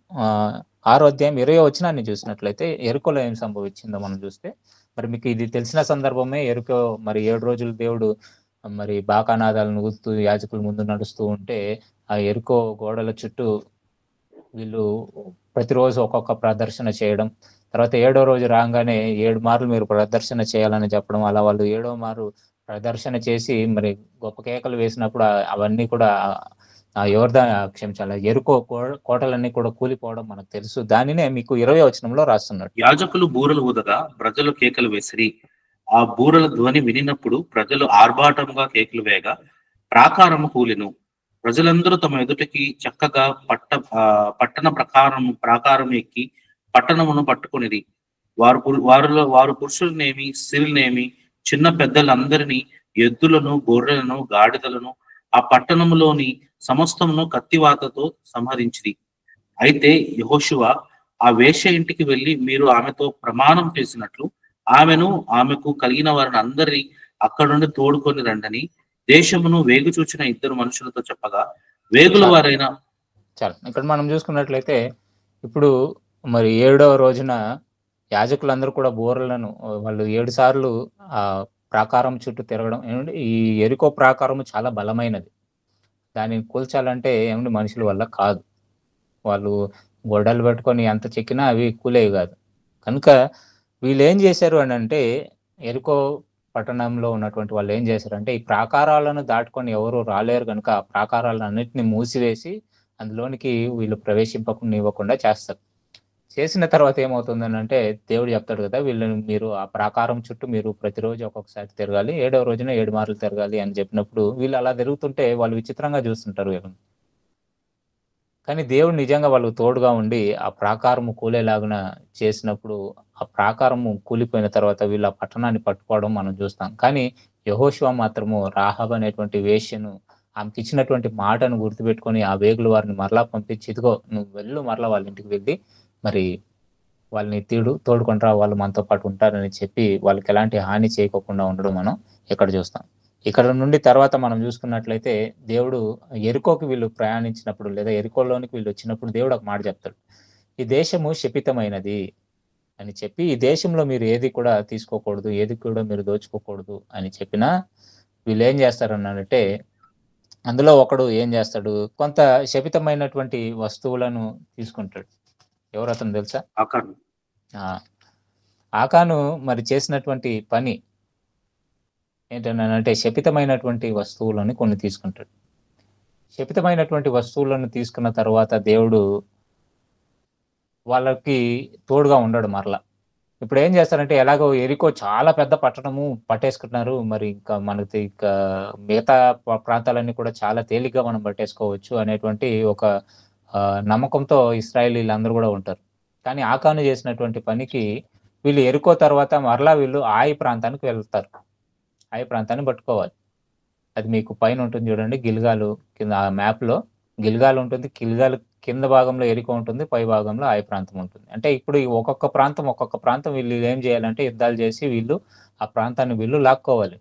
కాబట్టి ఇప్పుడు నెక్స్ట్ హాయి అనేటువంటి ప్రాంతానికి యుద్ధానికి వెళ్ళాలి. ఈలోపు యాకాన్ ఏం చేశాడంటే, శపితమైనటువంటి వస్తువులు తీసుకోవడం వలన మరి హాయి ప్రాంతం మీదకి యుద్ధానికి వెళుతున్నప్పుడు అక్కడ ఉన్నటువంటి యుద్ధ వీరులు ఏం చెప్తారనంటే, హాయి చాలా చిన్న పట్టణం అండి. మనం చాలా తేలిగ్గా పట్టేసుకోవచ్చు. కాబట్టి ఎక్కువ మంది అవసరం లేదు. కొంతమందిని మాత్రమే పంపిద్దాం యుద్ధానికి అని చెప్పేసి వాళ్ళు యుద్ధానికి పోతే, విచిత్రం ఏంటంటే ఈ హాయి ప్రాంతంలో ఉన్నటువంటి వాళ్ళు వీళ్ళ మీద తిరగబడి ఏమంటే వీళ్ళని మరి తరిమి కొట్టినట్లుగా ఇంచుమించుగా మరి 300 మంది ఇశ్రాయేలీయులు చనిపోయినట్లుగా మనం చూస్తాం. ఒక్కడు చేసినటువంటి ఒక తప్పిదం వలన శిక్షణ అనుభవించిన వాళ్ళు వేరే వాళ్ళు. కాబట్టి తర్వాత మరలా ఈ హాయి ప్రాంతంలో జరిగినటువంటి యుద్ధానికి కారణం ఏంటి, మా ఓటమికి కారణం ఏంటని యెహోషువ దేవుడిని అడిగినప్పుడు, మీలో ఒకడు ఉన్నాడు శపితమైనటువంటి వాటిని తీసుకున్నవాడు, వాడిని మీరు చంపేస్తే నా కోపం చల్లారుతుందని అన్నప్పుడు అతను ఎవరు అని చెప్పి చీట్లు వేయడం, అతని పేరు మీద చీటీ రావడం, మరి ఆకానుని పట్టుకొని ఎక్కడ పెట్టావనంటే, మరి నా గుడారంలో నేను పాతి పెట్టానని చెప్పినప్పుడు ఆ వస్తువులన్నిటిని తీసుకొని రావడం, అతనిని అతని కుటుంబాన్ని అంతటిని కూడా మరి వాళ్ళు రాళ్లతో కొట్టి చంపడం మనం చూస్తాం. తర్వాత మరలా హాయి పట్టణం మీదకి వీళ్ళు యుద్ధానికి వెళ్ళిన తర్వాత ఆ హాయి పట్టణాన్ని వీళ్ళు పట్టుకుంటారు. కాబట్టి ఇంతవరకు వాళ్ళ ప్రయాణం కొనసాగింది. సో రామశేషు నుండి హాయి వరకు కూడా ఏమేమి జరిగాయో అవన్నీ కూడా దేవుడు మనకి రాయించాడు. మీకు క్లుప్తంగా అర్థం అవ్వాలి అంటే, వాళ్ళు ఏ ప్రాంతం గుండా ప్రయాణం చేశారు అని మీకు క్లుప్తంగా అర్థం అవ్వాలి అని అంటే, సంఖ్యాకాండము 33వ అధ్యాయాన్ని మీరు చదివితే వాళ్ళు ఏ ప్రాంతం గుండా వెళ్ళారు అనేటువంటిది రాస్తారు. అంటే నెబో పర్వతం వరకు కూడా మోషే యొక్క ప్రయాణము ఏ ప్రాంతం నుండి ఏ ప్రాంతానికి కొనసాగిందో మీకు సంఖ్యాకాండము 33వ అధ్యాయంలో దేవుడు రాయించాడు. కాబట్టి ఒక్కొక్క ప్రాంతం, ఒక్కొక్క చిన్న ప్రాంతం కూడా వాళ్ళు ఎక్కడెక్కడ ప్రయాణం చేస్తారో వాటిలన్నిటిని కూడా రాస్తాడు. కానీ ఎంతకాలము అక్కడ ఉన్నారు, అక్కడ ఏం చేశారు అనేటువంటిది అయితే దేవుడు రాయించలేదు. కానీ వాళ్ళ ప్రయాణం గురించి మీకు అర్థం అవ్వాలంటే సంఖ్యాకాండం 33వ అధ్యాయం మీరు చదవాల్సిందే. కాబట్టి ఇంచుమించుగా వీళ్ళ ప్రయాణము 41 సంవత్సరాల మరి 2 నెలల వరకు కూడా లేదా 1 నెల వరకు కూడా కొనసాగిందని మనం చెప్పొచ్చు. కాబట్టి 41వ సంవత్సరంలో మనకి వీళ్ళు గిల్గాలులో పస్కా పండుగ చేసుకోవడం. 41వ సంవత్సరం మొదటి నెల 14వ రోజున వీళ్ళు పస్కా పండుగను ఆచరించడం మనం చూస్తాం. కాబట్టి ఇంచుమించుగా 41 సంవత్సరము 2 నెలలు లేదా 1 నెల వీళ్ళ ప్రయాణము మరి రామశేషు నుండి ఆయ్ వరకు లేదా గిల్గాల్ వరకు కూడా జరిగినట్లుగా మనం చూడగలం పిల్లలు. కాబట్టి ఈ ప్రయాణంలో దేవుడు వాళ్ళకి ఎంతగానో తోడుగా ఉండి వాళ్ళకి ఎలాంటి పరిస్థితులను ఏర్పరిచాడో మనం చూసుకున్నట్లయితే ఇది కొన్ని మాటలు చూసుకొని మనం ముగించుకుందాం. నెహెమ్యా గ్రంథము 9వ అధ్యాయం 21వ వచనం. నిజముగా అరణ్యంలో ఏమీ తక్కువ కాకుండా 40 సంవత్సరములు వారిని పోషించి తిని వారి వస్త్రములు పాతగిల్లలేదు, వారిని పోషించి తిని వారి వస్త్రములు సల్లంగిల్లలేదు, వారి కాళ్ళకు వాపు రాలేదు. ఇదియుగాక రాజ్యములను జనములను వారికి అప్పగించి వారికి సరిహద్దులు ఏర్పరిచితిని కనుక వారు సీహోను అను హెష్బోను రాజు యొక్క దేశమునకు బాషానునకు రాజైన ఓగు యొక్క దేశమును స్వతంత్రించుకొనిది వారి సంతతిని. ఇక్కడ మనం చూసుకున్నట్లయితే దేవుడు వాళ్ళని ఎలా నడిపించాడో మరి నెహెమ్యా గారి ద్వారా దేవుడు రాయించాడు. వాళ్ళ ప్రయాణంలోనంట ఏమాత్రం వాళ్ళు వస్త్రాలు సన్నగిల్లలేదు, లేదా వాళ్ళు పాత బావలేదంట. అలాగే వాళ్ళ కాళ్ళకి ఎలాంటి వాపు రాలేదంట. అంటే వాళ్ళ ప్రయాణం ఎంత నెమ్మదిగా దేవుడు కొనసాగించాడో, ఎంత చక్కగా కొనసాగించాడో మనకి అర్థమవుతుంది. కానీ వీళ్ళు ఇలాంటి ప్రయాణం చేసినప్పటికీ కూడా దేవునికి విరోధంగా చేసినటువంటి మరి ఒక తప్పిదాన్ని బట్టి వీళ్ళు 40 సంవత్సరాల అరణ్యంలో వాళ్ళు మరి ప్రయాణం చేయాల్సినటువంటి ఒక పరిస్థితికి వాళ్ళు వచ్చారు. లేకపోతే మరి 4 నెలలు ఇంచుమించు 4 నెలల్లోనే 3వ నెల 4వ నెలలోనే వాళ్ళు కనాను దేశంలోని ప్రవేశించాల్సినటువంటి పరిస్థితి నుండి ఆ ధన్యతను వాళ్ళు పోగొట్టుకొని మరి ఒక తరమంతా కూడా నాశనం అయిపోయి 2వ తరము అందులోనికి ప్రవేశించాల్సినటువంటి పరిస్థితిని ఇశ్రాయేలీయులు తెచ్చుకున్నారు. కాబట్టి మరి వీళ్ళ ప్రయాణం మనకి ఏం నేర్పిస్తుంది అంటే అవిధేయతని మనకి నేర్పిస్తుంది. ఎక్కువగా దేవునికి అవిధేయులుగా మనం ఉంటే పరిస్థితి ఏంటి, విధేయులుగా ఉంటే పరిస్థితి ఏంటి అనేటువంటిదే మనకి నేర్పిస్తుంది. వారి ప్రయాణం అంతా కూడా మరి మనకు కూడా బుద్ధి కలగడానికే దేవుడు రాయించాడు. పాత నిబంధనలో జరిగినటువంటి సంఘటనలన్నింటినీ కూడా మనకు బుద్ధి కలగడానికి దేవుడు రాయించాడు. కనుక మరి వాళ్ళ ప్రయాణాన్ని చూసి మనము దేవుడు ఆ ప్రయాణంలో దేవుని యొక్క ప్రేమ మనకు కనబడుతుంది, దేవుని యొక్క కోపం మనకు కనబడుతుంది, దేవుని యొక్క మాట మనకు కనబడుతుంది. పిల్లలు ప్రాముఖ్యంగా దేవుని ప్రేమ ఏంటి అని మనం ఆలోచిస్తే వాళ్ళంతా ప్రయాణం చేసినా కూడా ఒక్కరోజు కూడా వాళ్ళు వంట వండుకోవాల్సినటువంటి పరిస్థితి వాళ్ళకి లేదు. మరి వాళ్ళ బట్టలు ఉతుక్కోవాలి లేదా ఏదైనా చేసుకోవాలి, పని చేసుకోవాలి అనేటువంటి పరిస్థితి లేదు. కేవలం వాళ్ళు వెళుతున్నటువంటి ప్రయాణంలో నడుచుకుంటూ వెళ్ళడం అంతే. ఇక పగులు ఎండ దెబ్బ తగలకుండా ఉండడానికి మేఘస్తంభంగా దేవుడు వాళ్ళ మీద నిలబడడం, మరి రాత్రి సమయంలో మరి ఆ చీకటిలో వాళ్ళు ఎలా ఉంటారు అని ఆలోచించి అగ్నిస్తంభంగా ఉండడం. అంటే ఎంత వెలుతురుని దేవుడు వాళ్ళకి కావాల్సినటువంటి వెలుతురుని ఏమంటే మనం చిన్న చిన్న లైట్లు వేసుకున్నా కూడా చీకటి పోదు. కానీ 6 లక్షల కాల్బలం ఉన్నటువంటి ఇశ్రాయేలీలందరినీ కూడా కవర్ చేయడానికి ఎంత పెద్ద వెలుతురు కావాలి. అలాంటి వెలుతురుగా మేఘస్తంభంగాను అగ్నిస్తంభంగాను దేవుడు ఉండి వాళ్ళని నడిపించాడు. అంటే ఎంత ప్రేమను వాళ్ళ పట్ల కనపరిచాడో మనకి అర్థమవుతుంది. అదే సమయంలో వాళ్ళు ఎప్పుడైతే అవిధేయులుగా మారినప్పుడు ఆయన కోపాన్ని కూడా చూపిస్తున్నాడు. ఆయన మాట అంటే మాట. ఇశ్రాయేలీల ఒక జనాంగము ఆ కనాను దేశాన్ని చూడదు అని దేవుడు మాట ఇవ్వగానే మరి ఇశ్రాయేలీలు ఎంత పశ్చాత్తాపడినా కూడా మేము మా తప్పిదాన్ని మేము తెలుసుకున్నాం, మరలా మేము వెళ్ళడానికి అవకాశం ఇవ్వండి అని అన్నా కూడా అవకాశం లేకుండా దేవుడు వాళ్ళందరినీ కూడా మరి అక్కడే సంహరించడం మనం చూడగలం. దేవుని యొక్క కోపం కూడా మనకి కనబడుతుంది. మరి ఎంత కోపగించుకున్నాడంటే మోషే గారు తప్పు చేస్తే మోషే గారిని కూడా విడవనటువంటి పరిస్థితి. ఆయన్ని కూడా కనానులోనికి ప్రవేశింపనివ్వకుండా ఆ నెబో పర్వతం మీద నుండి మరి కనాను దేశాన్ని నువ్వు చూడమని చెప్పి దేవుడు చూడనివ్వడం మనం చూస్తాం పిల్లలు.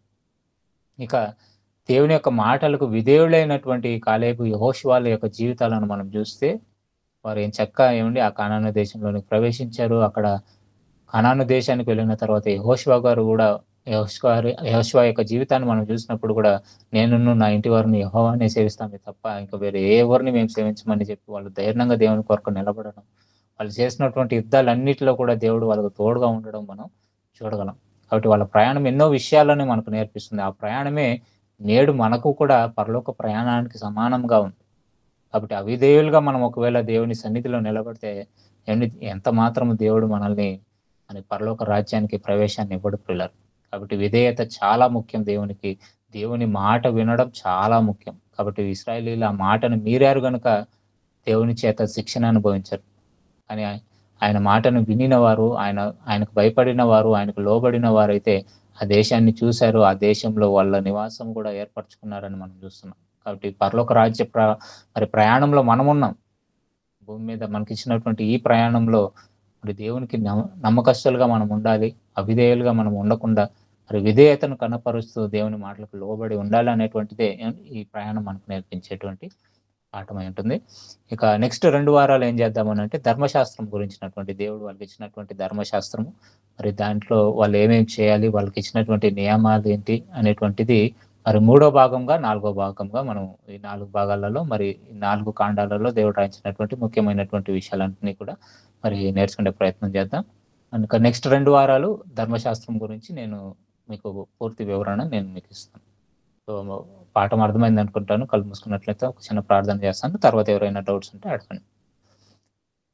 పరిశుద్ధుడా మహోన్నతుడా తండ్రి, నా తండ్రి, ఇంతవరకు మీ మాటలు నా తండ్రి మీ బిడ్డలకి ప్రకటించడానికి మీరు ఇచ్చినటువంటి సమయం కొరకే మీకు వందనాలు తెలియజేసుకుంటున్నా.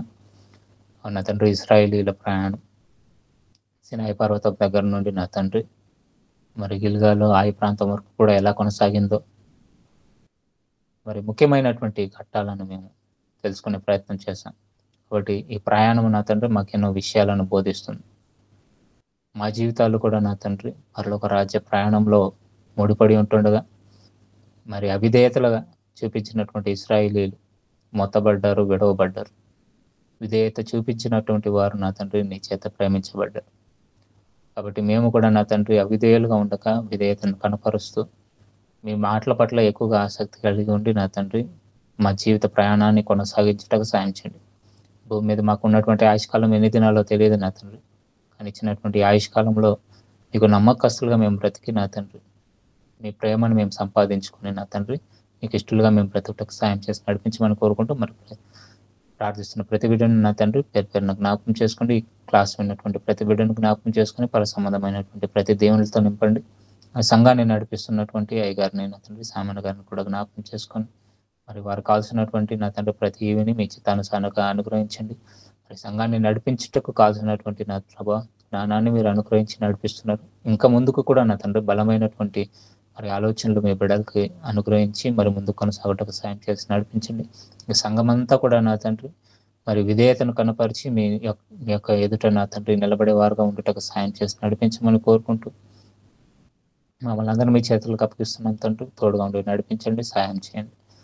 మరి అవసరతలో ఉన్నటువంటి బిడ్డలను జ్ఞాపకం చేసుకొని మీ చిత్తానుసారంగా వారి ప్రతి అవసరతను తీర్చమని, ఎవరైనా అనారోగ్యంతో ఉంటే నా తండ్రి వారిని కూడా జ్ఞాపకం చేసుకొని మీ చిత్తానుసారంగా ఆరోగ్యాన్ని అనుగ్రహించి నడిపించమని కోరుకుంటూ మీ తోడు కాపుదల భద్రత మాతో ఎప్పుడూ ఉంచి నడిపించండి. మరి ఎక్కువగా నా తండ్రి ఇంకా మీ మాటల్లో బలమైనటువంటి సంగతులను మేము నేర్చుకొని ఈ ప్రపంచానికి ప్రకటించే వారంగా మేము ఉండటకు సాయం చేసి నడిపించమని ఈ ప్రార్థన యేసు పరిశుద్ధ నామములో ప్రార్థించి అడిగి పెట్టుకుంటున్నాం తండ్రి. ఆమేన్.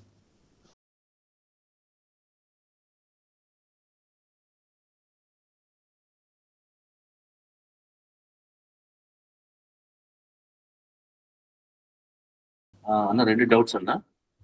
ఒకటి వచ్చి ఫస్ట్ది ఇశ్రాయేలీలు అరణ్యంలో అంటే దేవుడు నడిపించిన తర్వాత ఐగుప్తు నుండి అవిధేయులు అవడానికి ఎలా ప్రధానమైన కారణము అంటే వాళ్ళు ఐగుప్తులో ఉన్నప్పుడు ఫరో వారికి పెడుతున్న వెట్టి చాకరీలు చేస్తున్నప్పుడు వారు ఎంతో నిట్టూర్పులు విడిచిన మాట ఉంటుంది నిర్మకాండంలో.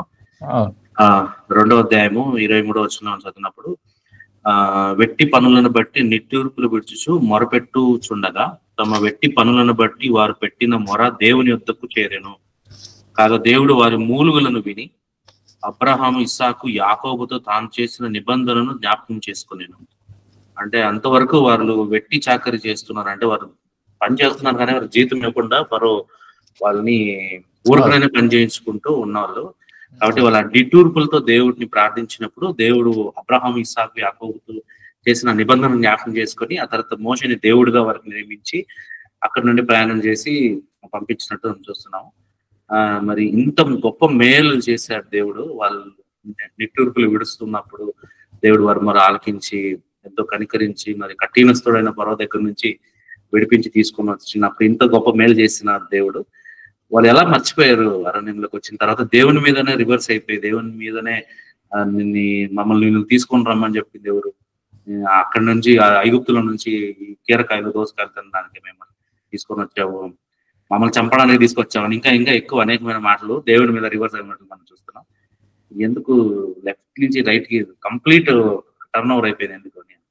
అంటే అన్న మీకు ఆ ప్రయాణం గుండా మీరు వెళుతున్నప్పుడు వారు ఒక్కొక్క ముఖ్య ఘట్టాన్ని దేవుడు ఎందుకు రాయించాడు అని మనం చూస్తే, వాళ్ళు ఆ ప్రాంతాలకు వచ్చినప్పుడు తిండి కోసం నీళ్ళ కోసం ఎక్కువగా మరి ఏడ్చినట్లుగా కొన్ని సందర్భాలు మనం చూస్తాం. దానికి ముందు ఏం మెన్షన్ చేస్తాడని అంటే, వాళ్ళు ఆ ప్రయాణంలో అలసిపోయినట్లుగా మనం చూస్తాం. అలసిపోయిన వారిగా ఉన్నప్పుడు ఏమిటి అలసిపోయినప్పుడు ఖచ్చితంగా ఎవరికైనా కోపం వస్తుంది. మన పరిస్థితి కూడా మనకి ఏదైనా ఒక విషయంలో అలసిపోయి మనం ఇంటికి వచ్చినప్పుడు తాగడానికి ఎవరైనా ఒక నీళ్ళు ఇవ్వలేదంటే మనకు కూడా అలాగే కోపం వస్తుంది. అది ప్రతి ఇంట్లోనూ జరుగుతుంది. అది భర్తే కానీ బాగా అలసిపోయాడు, బాగా పనిచేసేసి రాత్రి అంతా పనిచేసి ఉదయం వచ్చాడు, కనీసం తాగడానికి నీళ్ళు తినడానికి టిఫిన్ ఇవ్వలేదు అనుకో, ఇమ్మీడియట్ కోపం వస్తుంది. ఇశ్రాయేల్ పరిస్థితి కూడా అదే. కానీ ఇక్కడ విషయం ఏంటి అని అంటే, వాళ్ళు ఐగుప్తులో ఉన్నప్పుడు నిట్టూర్పులు విడిచారు. అదే నిట్టూర్పులు వీళ్ళు ప్రయాణంలో కూడా విడవడం దేవునికి నచ్చలేదు. ఇప్పుడు ఆహారం కావాలన్నప్పుడు ఆహారం అడగడంలో తప్పులేదు. ఆహారం లేదు ఏదో ఒకటి చేయండి అని అంటే దేవుడు చూసుకుంటాడు. నీళ్ళు కావాలన్నప్పుడు దేవుడు చూసుకోమని అంటే వీళ్ళు అడిగే విధానం ఏదైతే ఉందో అది సరిలేదని. వాళ్ళు అడిగింది రైటే, మనం కూడా అడుగుతాం అలా. కానీ వీళ్ళు అడిగిన విధానం, ఇప్పుడు మనం ఏదేమైనా ఇంటికి వచ్చిన తర్వాత మనం జనరల్గా అడుగుతాం, ఏమైనా ఉందా లేదా అని అడుగుతాము. లేదు ఒక 10 నిమిషాలు ఆగండి చేసి పెడతాను అంటే కొద్దిగా వెయిట్ చేస్తే ఓకే. కానీ మనం ఏం చేస్తాం, ఇమీడియట్గా విసుక్కొని మురుసుకొని దొరికిందంతా పగలగొట్టడం, దొరికితే దాన్ని చేయడం, చీదరించుకోవడం, తిట్టడం, ఆ సనుగులు ఏవైతే ఉన్నాయో అవి వద్దన్నాడు దేవుడు. కాబట్టి అది ముఖ్యం, సనుగులు వద్దు. మన కుటుంబం విషయంలో అయినా సరే, ఆత్మీయ విషయంలో అయినా సరే సనుగు అనేటువంటిది ఉండకూడదు. మన అవసరాలు ఉన్నప్పుడు దేవుడిని అడగడంలో తప్పులేదు, కానీ సనగకూడదు. దేవుడు నాకేం చేశాడు అనేటువంటి ఆ సనుగుడు రాకూడదు. ఎందుకంటే దేవుడు మనకు బ్రతుకునిచ్చాడు, తినడానికి ఇచ్చాడు, ఉండడానికి ఇచ్చాడు, అన్నీ ఇచ్చాడు. కాబట్టి ఏదో ఒక చిన్నది మనకు దొరకలేదని చెప్పి సనుక్కోవడం కరెక్ట్ కాదు. కాబట్టి దేవుడు వాళ్ళు అడిగినా అడగకపోయినా ఆహారం ఇచ్చేవాడే, వాళ్ళు అడిగినా అడగకపోయినా నీళ్ళు ఇచ్చేవాడే. కానీ వాళ్ళు అడిగినటువంటి విధానం ఏదైతే ఉందో అది మాత్రం దేవునికి కోపం పుట్టించింది. పైపెచ్చు మోషే గారు ఒక్కడే నాయకుడుగా ఉండి నడిపిస్తున్నా కూడా ఆయన మీద కూడా వీళ్ళు కోపగించుకోవడం, సనుక్కోవడం, ఇవన్నీ కూడా చూసినప్పుడే దేవుడు కోపం వచ్చిందని. అంటే తెలుసుకోలేదంటే వాళ్ళు అడిగిన విధానం మాత్రం సరిలేదంతే. ఎందుకు తిరగబడ్డారంటే ఇంకదే ఆకలి తప్పులే మనిషిని ఏదైనా చేపిస్తుంది, అదే కారణం. అన్న రెండో క్వశ్చన్ వచ్చి, థ్యాంక్ యూ అన్న, ఫస్ట్ క్వశ్చన్ క్లియర్ చేశారు. రెండో క్వశ్చన్ వచ్చిన నోబు పర్వతం మీద అహరోన్ గారు మరణించారు అనేది మీరు రెఫరెన్స్ తో చూపించారు.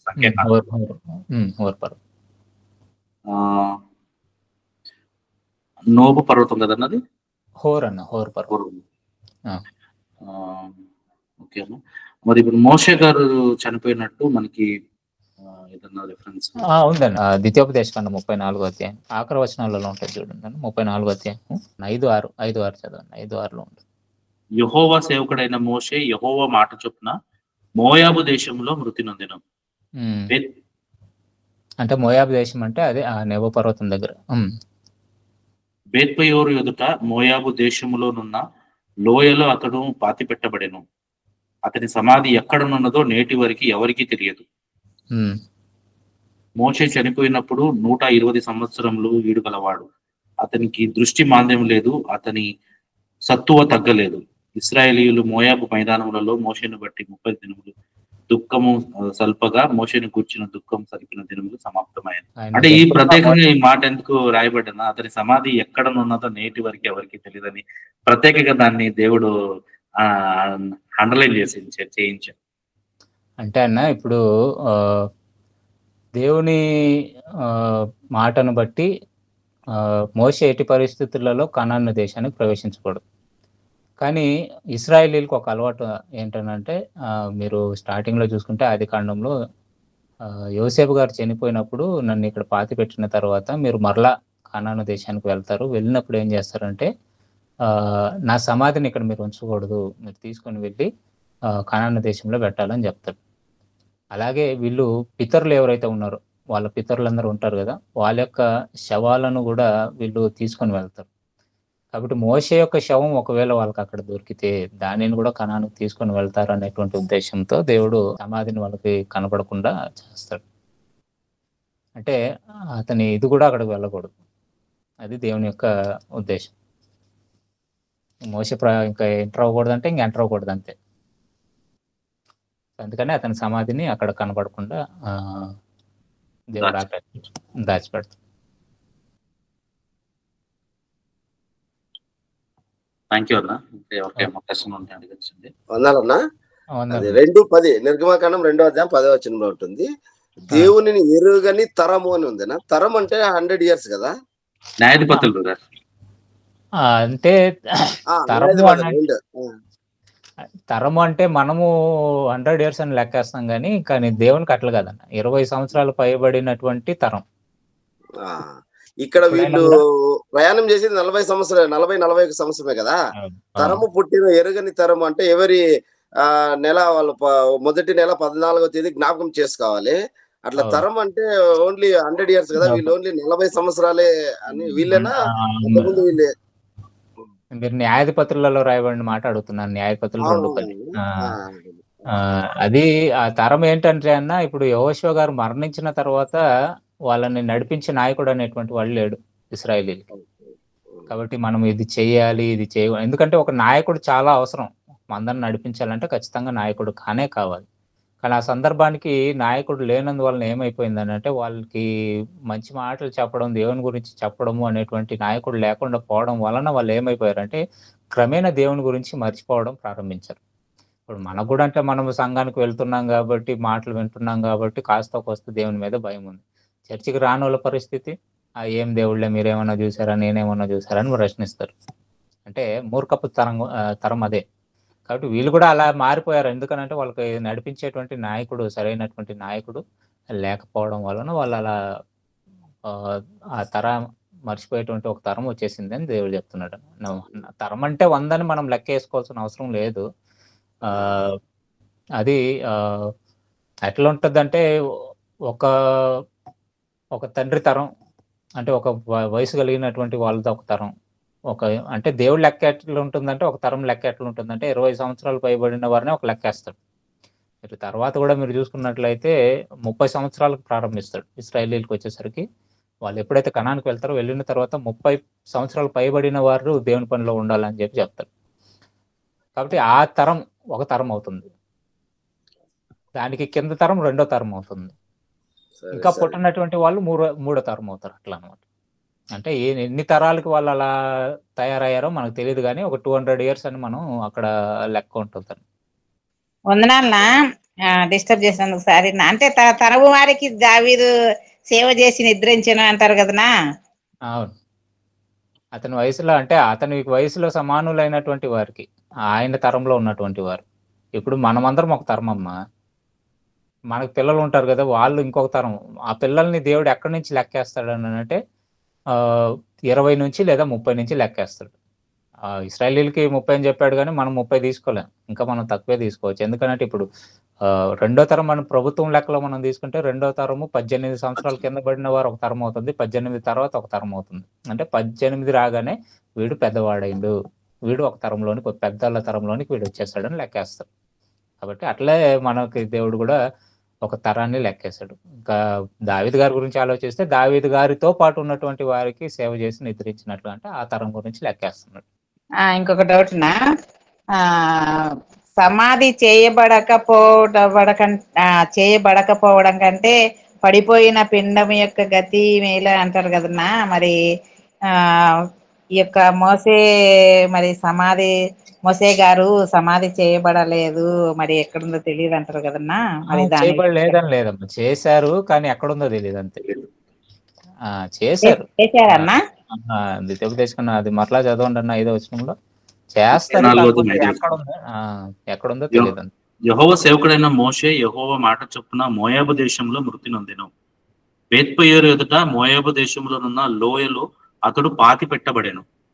అతని సమాధి ఎక్కడనున్నదో నేటి వరకు ఎవరికి తెలియదు. సమాధి అయితే చేశారు కానీ ఎక్కడో చేశారు అనేటువంటిది మాత్రం మనకు రాయలేదు.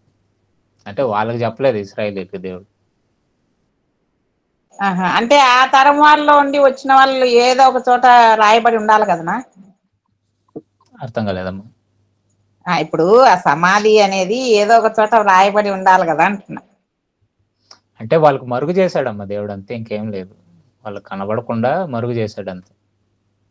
ఏ తరమైనా కూడా అంటే అక్కడ ఉన్నటువంటి వాళ్ళకి తెలుసు, పాతి పెట్టిన సంగతి తెలుసు. కాకపోతే ఏంటంటే ఇప్పుడు వాళ్ళు ప్రయాణం కొనసాగాలి.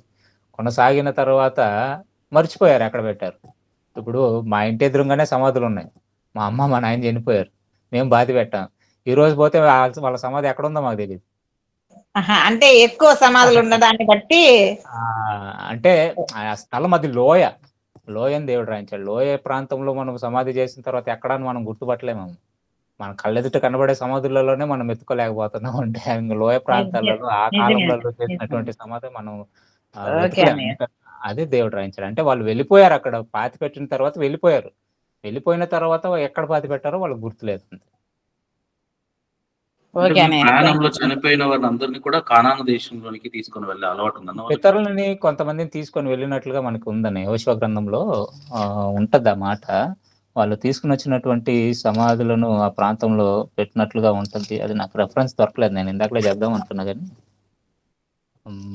మొత్తానికి యెహోషువ గ్రంథంలో ఉంటుంది. వాళ్ళు అక్కడికి వచ్చిన తర్వాత యోసేపు గారికి కూడా సేమ్ అదే ప్రకారంగా యోసేపు గారు కూడా అదే జరుగుద్ది అన్న. యోసేపు కూడా రిక్వెస్ట్ చేసినట్లుగానే ఆ సమాధిని తీసుకుని వస్తారు. తీసుకుని వచ్చిన తర్వాత అక్కడే పాతి పెడతారు కూడా. అది యెహోషువ గ్రంథంలోనే ఉంటది కానీ నాకు అది రెఫరెన్స్ సరిగ్గా గుర్తురాడు. అలాగైతే ఒక్క మోషే గారి సమాధి వదిలిపెట్టి ఈవెన్ అహరోన్ గారి సమాధి కూడా మనకి చెప్పలేదన్న. అహరోను సమాధి ఏం చేశారో మనకు చెప్పలేదు, కానీ మోషే గారి గురించి మాత్రం స్పెసిఫై చేశాడు దేవుడు ఆ సమాధి దొరకకూడదని. మరి అక్కడి నుంచి అహరోనుది తీసుకొని వెళ్ళారా లేదా అనేటువంటిది మనకు తెలియదు.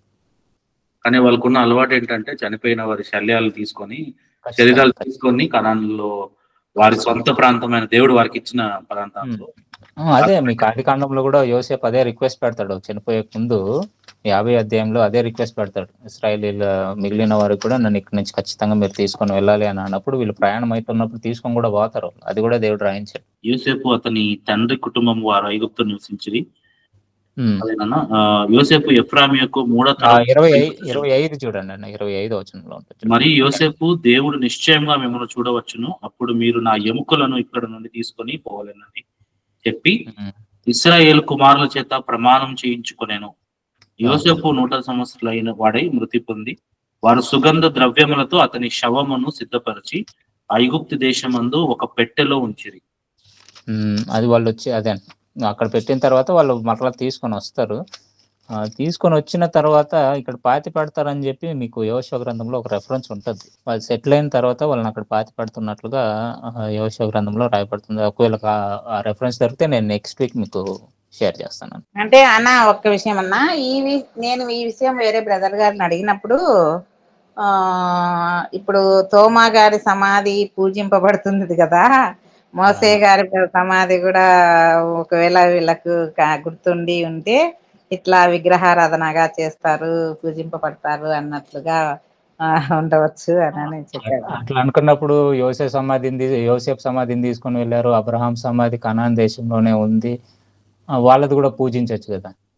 నాకు కూడా కొంతమంది అదే చెప్పారు, కానీ అది సరైన సమాధానం కాదమ్మా. ఎందుకంటే ఇశ్రాయేలీయులను ఐగుప్తు నుండి నడిపించిన గొప్ప నాయకుడు అని అనుకుంటారు కదన్నా. లేదమ్మా, యాక్చువల్గా ఏంటంటే వాళ్ళకి అలవాటు లేదు. ఇశ్రాయేలీలకి చనిపోయినటువంటి పితరుల యొక్క సమాధులను పూజించే అలవాటు లేదు. ఇక్కడ వీళ్ళు క్యాథలిక్లు చేస్తున్నటువంటి మూర్ఖప్ప అనేది. ఆయనకు మాత్రమే కదా, ఎంతో మంది ఉన్నారు, సెయింట్ జేవియర్స్ అని, సెయింట్ యాంటోనీస్ అని ఎన్నో సమాధులు పెట్టి వాళ్ళు పూజలు చేస్తున్నారు. అది క్యాథలిక్లు చేస్తున్న పని.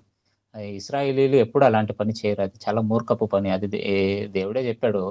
వాళ్ళు ఎప్పుడు కూడా పితరుల సమాధులను పూజించినట్లుగా ఎక్కడ కూడా మనకు బైబిల్లో ఎక్కడ కూడా ఒక్క మాట కూడా ఉండదు. కాబట్టి అది నాకు కూడా కొంతమంది అలాగే చెప్పారు. నేను చిన్నప్పుడు కొంతమందిని అడిగినప్పుడు మోషే సమాధిలో ఎందుకు ఇట్లా చేశారని అంటే వాళ్ళు అది తీసుకొని పోయి పూజిస్తారేమో ఆయన్ని అని. కాదు, అది కాదు. సరైన సమాధానం ఏంటంటే దేవుడు ఆల్రెడీ చెప్పాడు కాబట్టి మోషే అక్కడ ప్రవేశింపకూడదు అని దానికోసమే ఆయన సమాధి అక్కడికి వెళ్ళనివ్వకుండా దేవుడు చేశాడు. దేవుడు మోసే నా ఇల్లంతట్లో నమ్మకమైన వాడు అన్నాడు కదన్నా, మరి కనాను దేశంలో ప్రవేశించడానికి ఒక్కసి ఎందుకు అనుమతించలేదన్నా? అంత నమ్మకమైన వాడినే ప్రవేశింపలేదంటే దేవుని మాట అంటే మాట ఎలా ఉంటుందో మనం అర్థం చేసుకోవాలి. మన పట్ల కూడా అలాగే ఉంటుంది దేవుని యొక్క ఆలోచన. మనం ఎంత నమ్మకస్తులుగా ఉన్నా ఒక విషయంలో మనం తప్పుపోయినా కూడా దేవుడు సహించే రకం కాదు. కాకపోతే మనకి ఏంటనంటే క్రీస్తు అనేటువంటి ఒక నమ్మకాన్ని దేవుడు ఇచ్చాడు కాబట్టి మనం తప్పించుకుంటున్నాం అంతే. క్రీస్తు అనేటువంటి వాడే లేడు మనకు మధ్యవర్తిగా అన్నదంటే మనకు కూడా అదే పరిస్థితి. క్షమాపణ పొందుకోవడానికి మనకైతే అవకాశం ఉంది. ఒకవేళ మోసే కాలానికి ఒకవేళ క్రీస్తు నుండి మధ్యవర్తిగా ఉండుంటే అడుగుండేవాడేమో, అట్లీస్ట్ యేసుక్రీస్తు ప్రభువు వారైనా అన్న మోసేని ఒకసారి క్షమించండి అని. కానీ ఆ ఆప్షన్ లేదు అప్పుడు. ఎందుకనంటే అమ్మ నేను తర్వాత చెప్తాను ఎందుకు అంత దేవుడు కఠినమైనటువంటి నిర్ణయం తీసుకున్నాడో ఈ ధర్మశాస్త్రానికి వచ్చినప్పుడు నేను చెప్తాను. ఓకే అన్నయ్య, థ్యాంక్ యూ అన్నయ్య. ఓకే. 40 సంవత్సరాలు వాళ్ళు అసలుకి 11 హోరేబు అంటే సీనాయి పర్వతం నుంచి కాదేశికి వాళ్ళు 11 రోజులు వెళ్లాల్సింది 38 సంవత్సరాలు దగ్గర తీసుకున్నారు. కానీ 41 సంవత్సరంలో వాళ్ళు అక్కడ ఉన్నట్టుగా మనం చాలా చూశారు. వాళ్ళు దీన్ని 41 సంవత్సరాలు ఉంటుంది, 41 అయినది కదన్నా, అది ఏది కరెక్ట్? అంటే 41 అనేది మనకు రాయలేదు కానీ ఫస్ట్ ఏమో 40 సంవత్సరాలు అని చెప్పుకుంటూ వస్తాడు. 11వ నెల మోషే గారి గురించి రాశాడు. తర్వాత 11వ నెల 1వ నెల 10వ రోజు అని చెప్పి రాస్తాడు వాళ్ళు యోర్దాను దగ్గరకు వచ్చిన. సరే, థ్యాంక్ యూ. యెహోషువ కాలేబు ఇద్దరు మాత్రమే వెళ్ళారని ఉంది కదన్న కానాన్ దేశంలోకి. అంటే ఇద్దరు అంటే వారి కుటుంబస్తులు అంటే ముఖ్యంగా దేవుడు వీళ్ళిద్దరు గురించి మాట్లాడుతున్నారు. ఎందుకంటే 6 లక్షల కాల్పం ప్రయాణం చేసింది నిజమే, కానీ ఆ ప్రాంతంలోకి కేవలం ఇద్దరే వెళ్ళారా? వారి కుటుంబము ఆ తర్వాత వారి సంతానం అంతా కూడా వెళ్ళారు. అంటే వారి కుటుంబంలో ఎవరైతే 20 సంవత్సరాల కింద ప్రాయం ఉంటారో వాళ్ళందరూ వెళ్ళారు. అంటే వాళ్ళ కూతురు వెళ్ళినట్టు ఉంటుంది, వాళ్ళ కూతురుకి వివాహం చేసినట్లుగా కూడా యెహోషువ గ్రంథంలో మీకు ఉంటుంది.